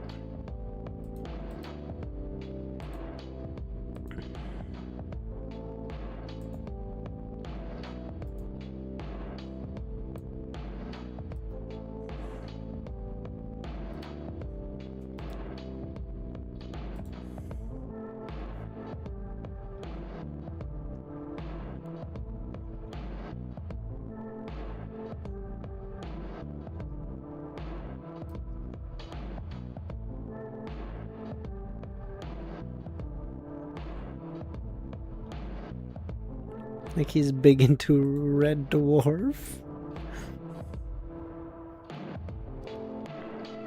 Only by acquiring the most current and reliable information could Lumion assess whether to make the move. Indeed, with Morin's River of Fate, a tributary of him entering the full-body mirror still exists, shrouded in an intense black hue. After a short interview, the debonair Minister of Industry, flanked by his bodyguards, descended the stairs, heading to his carriage. As the valet opened the door, Morin pulled out a small hand mirror. In Trier high society, this was a common appearance. Men's cosmetics and grooming had long been in the vogue. Morin peered into the hand mirror, his dark grey pupils abruptly widening. Nearly simultaneously, Lumion detected a notable alteration in the Minister of Fate's tributary. None suggested Morin's awakening to the full-body mirror. As a result, even if Lumion depleted half of his spirituality and employed compelling fate, he would be unable to force Morin to willingly enter the full-body mirror. Compelling fate wasn't about creating destiny, it was about choosing certain ones. Taking advantage of the moment when the reporters had shifted their focus, Anthony whispered to Lumion. When Morin looked at himself, he experienced a palpable sense of fear. Someone was utilizing the mirror world and hand mirror to convey a message to Morin. The transmitted information likely pertained the disappearance of Yebus. For Morin, this implied that someone was conspiring against him, a shadow looming over. Fear was inevitable. Given that Yebus possessed a mirror cuffling, it's reasonable to assume that the overseer above him would have comparable items. They might even possess an additional capability to communicate via the mirror world.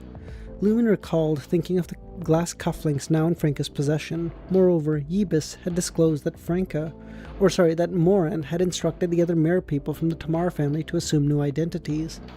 Consequently, when the overseer discovered Yebus's disappearance, they would be unable to reach the other mirror people. They could only await the conclusion of Morin's ministerial meeting to inform him. Our conjecture has been validated. The overseer did detect Yebus's death. Whether the overseer was limited by his ability or hindered by the demoness figurine is uncertain. We must abandon the plan. Getting Morin to willingly enter the study mirror is no longer feasible.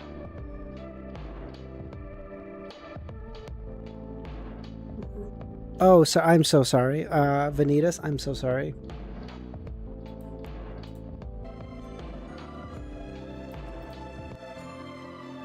I'm so sorry. My fucking thing was. Fuck. Holy shit! Kami pinged me 4 times. Kami, why are you still here? I thought you had to leave. Lost in thought, Lumion watched as Morin tucked away the mirror, boarded the carriage, and headed home. Remote me in the room I got on laptop. Oh, nice. Oh, you're in the room.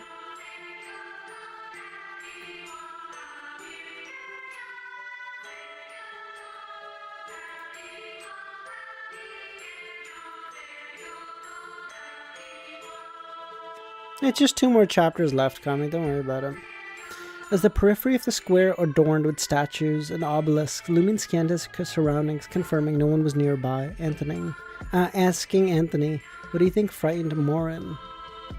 Without intel on the enemy, it's improbable that the School of Truth, worshipping an evil deity, would dispatch additional demigod-level operatives to Morin's proximity to enhance protection. Unlike a church, they can't afford to act rationally and perpetually escalate their involvements.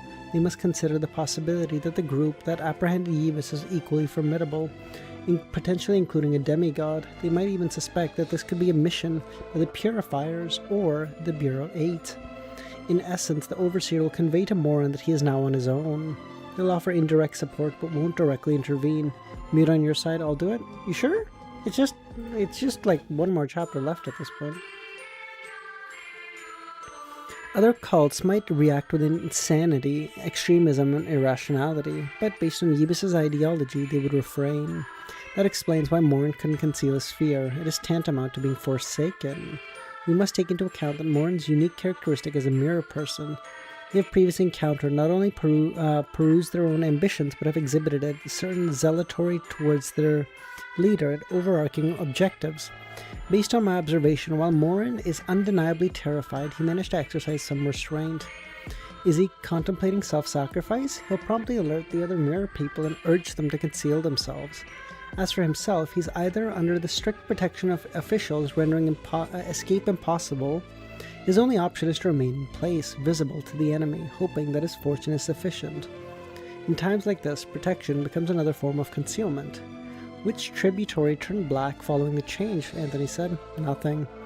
This is an exceptionally unique situation, signifying it will only manifest when Morin makes a choice, branching a new fate. I don't perceive any opportunities at the moment. It would have been good if the Overseer acted rationally. The Demoness of Black should be awaiting him. Let's locate Jenna and Franca first. In the Quarry Cave, housing a permanent entrance to the mirror world, Franca, patiently waiting, witnessed a black-haired re-emerge from the mirror. Demoness of Black, Clarice, materialized. Currently, there are no Beyonders concealed in the relevant mirrors. They may have abandoned him. I am unable to provide assistance.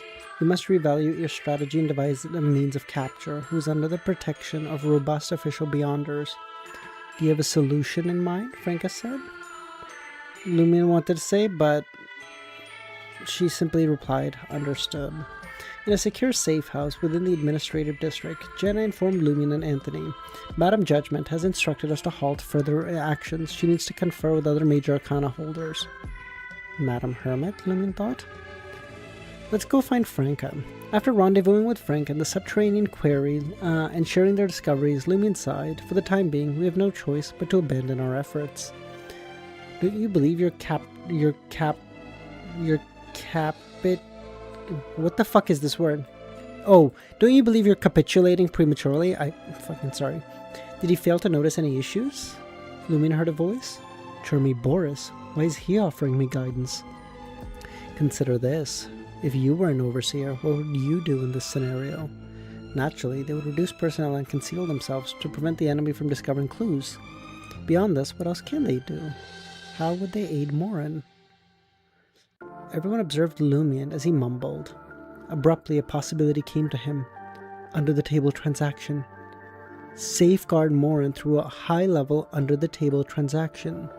That's why we each abandon the plan. Even the rivers of fate show no death calamity. What?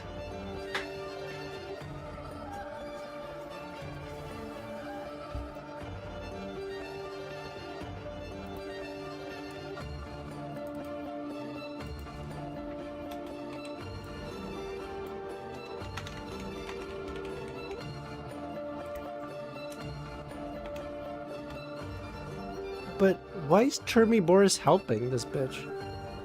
I want to be clear, Chermy Boris is the one I called bitch, not... Gio got affected too. Gio's a child, okay? We don't hold it against her. She's a child. She's like... She's like 6 years old. Are we gonna fault her for not seeing through it? Come on. Listen. If Franca gets, if Forrest gets tricked, she's a bum, okay? That's a fucking, you're a goddamn angel. Figure your shit out, idiot. But, like, Gio's a child. Gio is, like, as tall as this fucking table. What are we gonna hold it against her? Oh, no. We were under the influence of an under-the-table transaction. Franca reviewed the entire situation but couldn't find anything out of the ordinary. The only thing that stood out was the Demoness of Black probably had a way to extract Morin while he was under the protection of the official Beyonders. Yet she burdened everything upon her. Of course, her action made sense when put into context. Even though Morin's security detail consisted of mid-sequence Beyonders, this was Trier.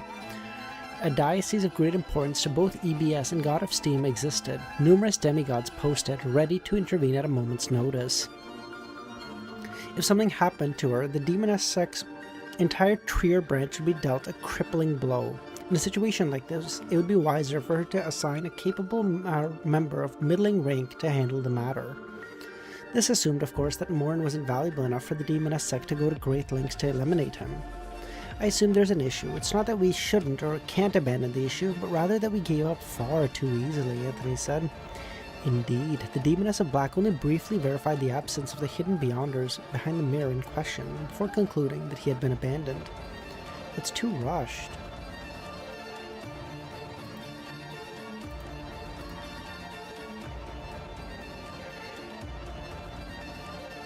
It was Madam Judgment affected? It's possible, Lumen said. Tell me, Boris, why weren't you? Is it because you were an angel? Possible.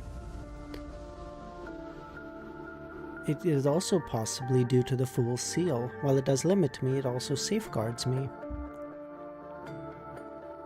Accidentally permabanned you? Harsh, I'm sorry. Okay, I gotta... Listen, I'm sorry, but I gotta permaban you too now. Listen, you can't be overriding a mod, okay? So, bye-bye. We need to inform Madam Judgment of our suspicion. Even if under the table transaction is at play, she'll undoubtedly break free of its influence and offer guidance. If she's unalerted, the messenger will just have to put in a bit of effort. Got it, Jenna said. Even though we suspect the under the table transaction, we can't act recklessly. We must get fresh directives from the major arcana holders. Is something wrong? Jenna asked.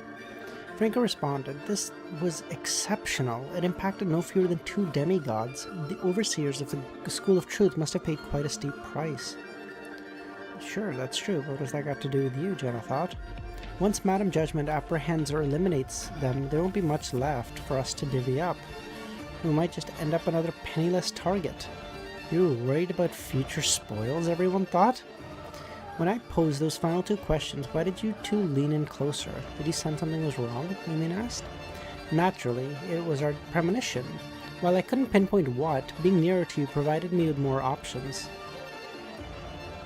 What about you? Lumen looked at Anthony. I suspected those questions would snap him out of his hypnotic state, and their reactions validated my own. Given that, it seemed prudent to take cover behind you. You're using me as a human shield, Franca said. You 2 have magic mirror divination, or you 2 have mirror substitution. Fair, Franca replied. After a short while, Madam Judgment's messenger delivered a response. Proceed with your course of action. Succinct. Let's stick to our initial plan, Lumen said. Initial plan? Precise. Bro, can you imagine how cringe this... You gotta imagine how cringe the overseers feel right now. They're like, bro, we emptied out our... Zaza! Ah, thanks, buddy. You keep patient for... I don't think I'm gonna catch up anytime soon. Ah, thanks, Zaza. Love you, buddy. 4 months, man. That's shit. Real Madrid, EU? Okay, honestly, I'm not a huge Real Madrid guy either. It was just... I went to go pick up shoes, and I was having a really bad hair day, and I was just like, and this hat was on sale for like $11, and I was like, ah, fuck it.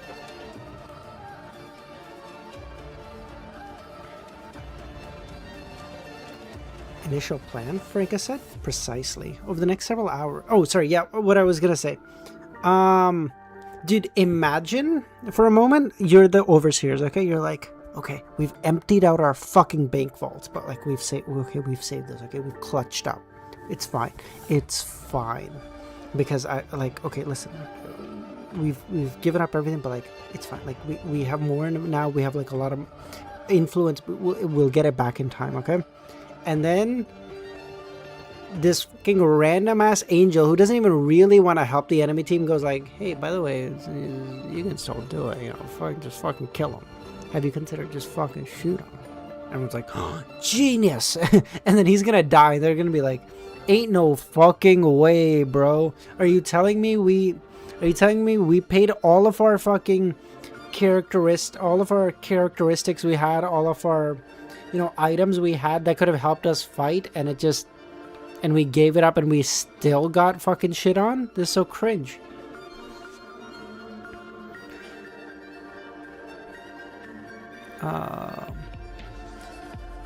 Over the next several hours, potentially even a full day, the overseers and mirror people won't be guarding Morin from behind the full-length mirror. That should be the necessary condition for the under-the-table transaction to succeed.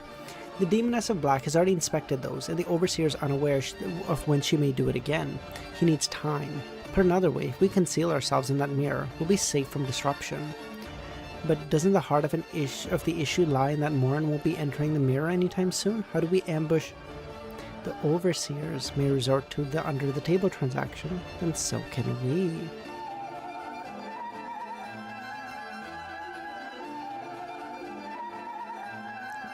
They had to pay a lot to influence Gio and Demoness of Black without noticing. Yeah, like, it's so cringe. They're like, okay, 2 demigods. Okay, we got it, we got it. It's like, did you know that we have 2 demigods? And an angel. And actually a second angel we can ask at any point. Indeed. They understood LEMMiNO's plan. It was to harness that transaction to plant the idea in Morin's mind to re-enter the mirror. As for how the transaction would enable such an arrangement, that wasn't their concern. These dealings were in essence a black box, unable to be understood.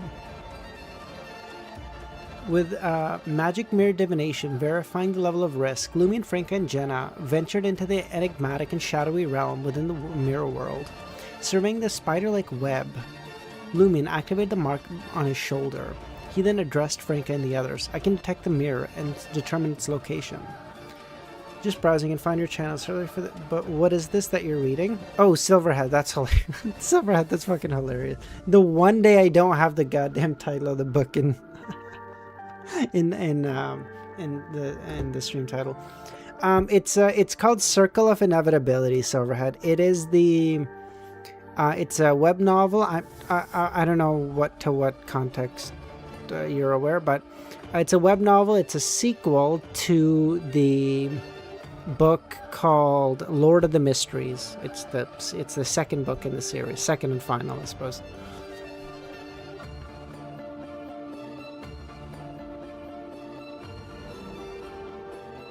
I can detect the full-length mirror and determine its whereabouts. Not a problem. In that case, let's make our way there. Franca pulled up her assassination suit hood once more and lashed onto LEMMiNO's arm. She had already donned mirror cufflink, and why squander one of its uses when the other means are available? As soon as Jenna and Anthony grabbed hold of LEMMiNO again, LEMMiNO triggered the spirit world traversal mark and teleported through one of the dark, vacant passageways to a deep, aqueous light. I surely will. Well, in that case, I hope I see you again, Silverhead. If you do end up watching the anime, let me know how you like it. I have read the entirety of the first book as well on the channel, and now we're on the second book. The aqueous... What the oh, sorry.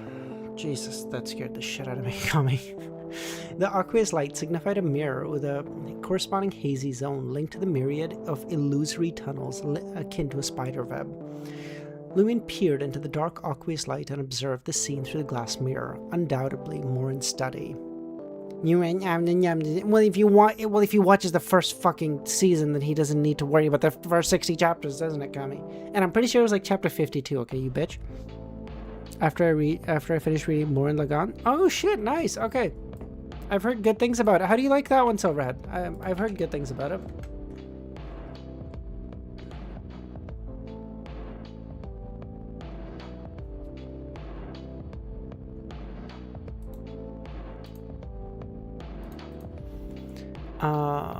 I got it on my list. Haven't started it yet. Yeah, I don't know. Someone mentioned it to me. I don't know. I can't. Burns? I don't know. Someone mentioned that name to me. Some plot armor, but relatively interesting, more than solo leveling. Oh yeah. Well, I don't know what you feel about solo leveling, but everyone else that is in chat absolutely hates solo leveling. So just be careful. If you, it's not. You see my point. Franca likewise recognized that. Dude, I was just thinking about this. Season 3 of Solo Leveling is gonna come out soon. I'm gonna end up making content on it because Solo Leveling, it like grows the channel because a lot more people are interested in it, and I also like Solo Leveling. Okay, and oh my god, you guys are gonna lose your shit on me. Franca likewise recognized the target position and breathed a sigh of relief.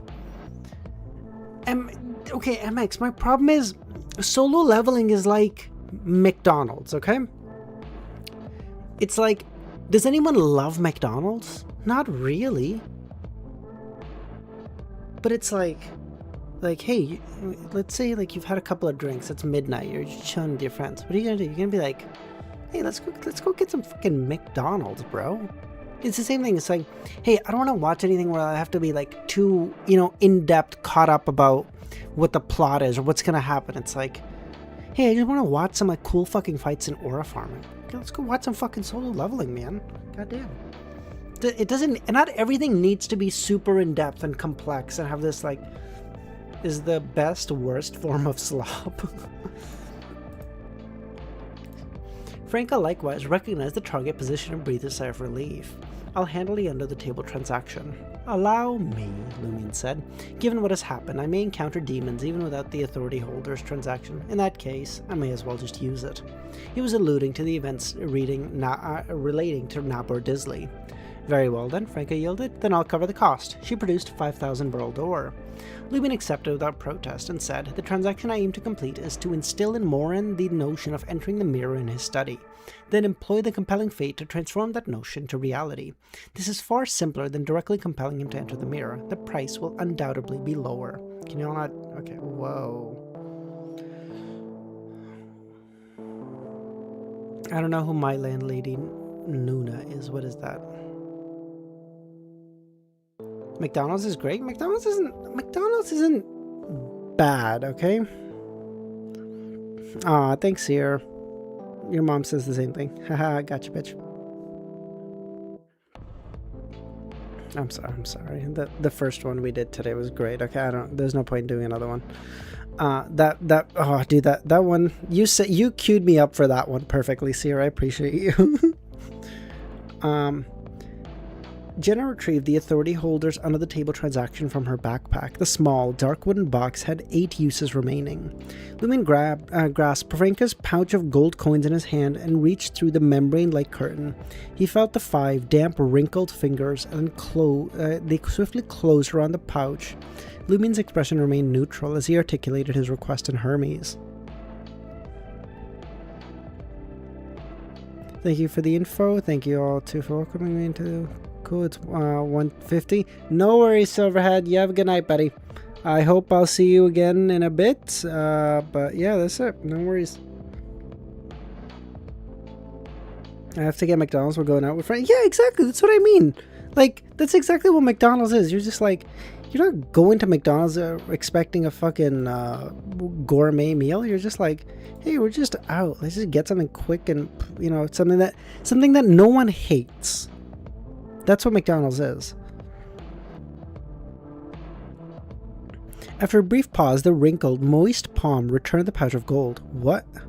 It's demanding more money, Franca understood. Her heart sank as she produced more money. But the palm kept rejecting the payment. LEMMiNO contributed tens of thousands of Burl d'Or, yet it wouldn't go through. Could it be that it doesn't desire money or gold, Jenna thought? Maybe a mystical item. What about the blood gold ring? It has considerable drawbacks and we rarely use it. The ring had come from Mad Lady, corresponding to the capabilities of a Sequence 6 Rose Bishop of the Secret Suppliant Pathway. The 4 of them conferred for a while before deciding to attempt it with that.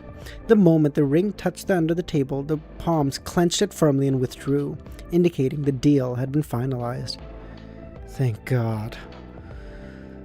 I'm curious to see how it unfolds. Franca pressed her hand to her chest and browed. Please don't let us run into any more swindlers. Praise the fool. And they sell fries for £4. I have a single shawarma place and they sell fries. Just fries for £4? It depends on the size of the fries, but that's not... If it's like a regular cup of fries, then that's a little expensive, sure, but it's not like egregious. It's been more than a year since you've started streaming. Yes, Pushkar. It has been... 14 months or so, something like this. It's been a while, man. Definitely come a long way for sure.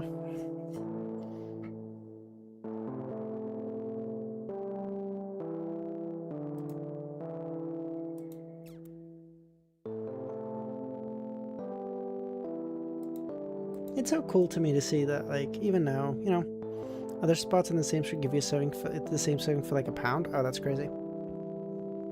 In 2 weeks, it's gonna be a year of my membership. Oh shit! Seriously, Pushkar? That's nuts, man. Let me see. Let me see. Membership. Total time as a member. Ramiro and Sound are the 2 people who are at 12 months. You are ranked 6th in the in terms of membership time. You're actually at 10 months right now. So, oh no, no, sorry, you're you're at 11 months. I'm sorry, I was reading that wrong. You are 6th, yeah. Just above Justin or Vec, I guess. I'd say the same. But it's all good, Cam. It's all good. You do so much. No, you're at 11 months. I'm sorry, I read that wrong, Pushkar. Just above Vex. That's nuts, man. 12 months. I fucking love you guys, man. Thank you guys so much.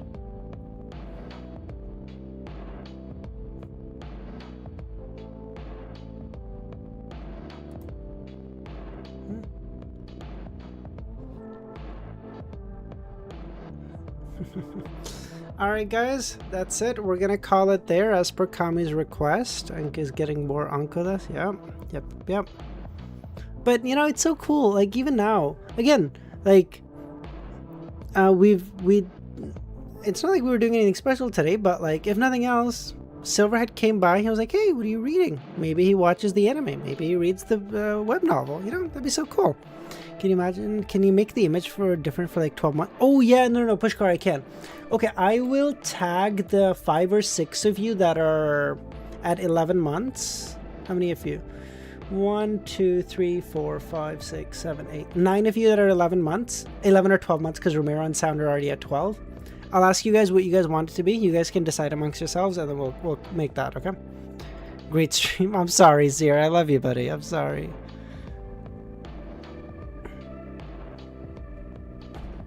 Okay, we'll figure out. If you guys just want it to be like the absolute cinema emote, we can just do that one. If you guys want it to be something else, obviously we can do that as well.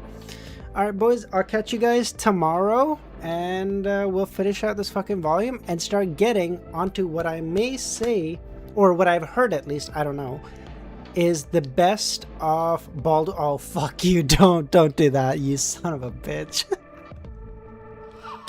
that might be kind of peak though, hold on. As much as I dislike it, that might be genuinely kind of peak. Alright, so what I've heard is Volume 5 is like the best of Lord of the Mysteries and COI. So we'll go from there, boys. That's it. Alright. Bye, guys.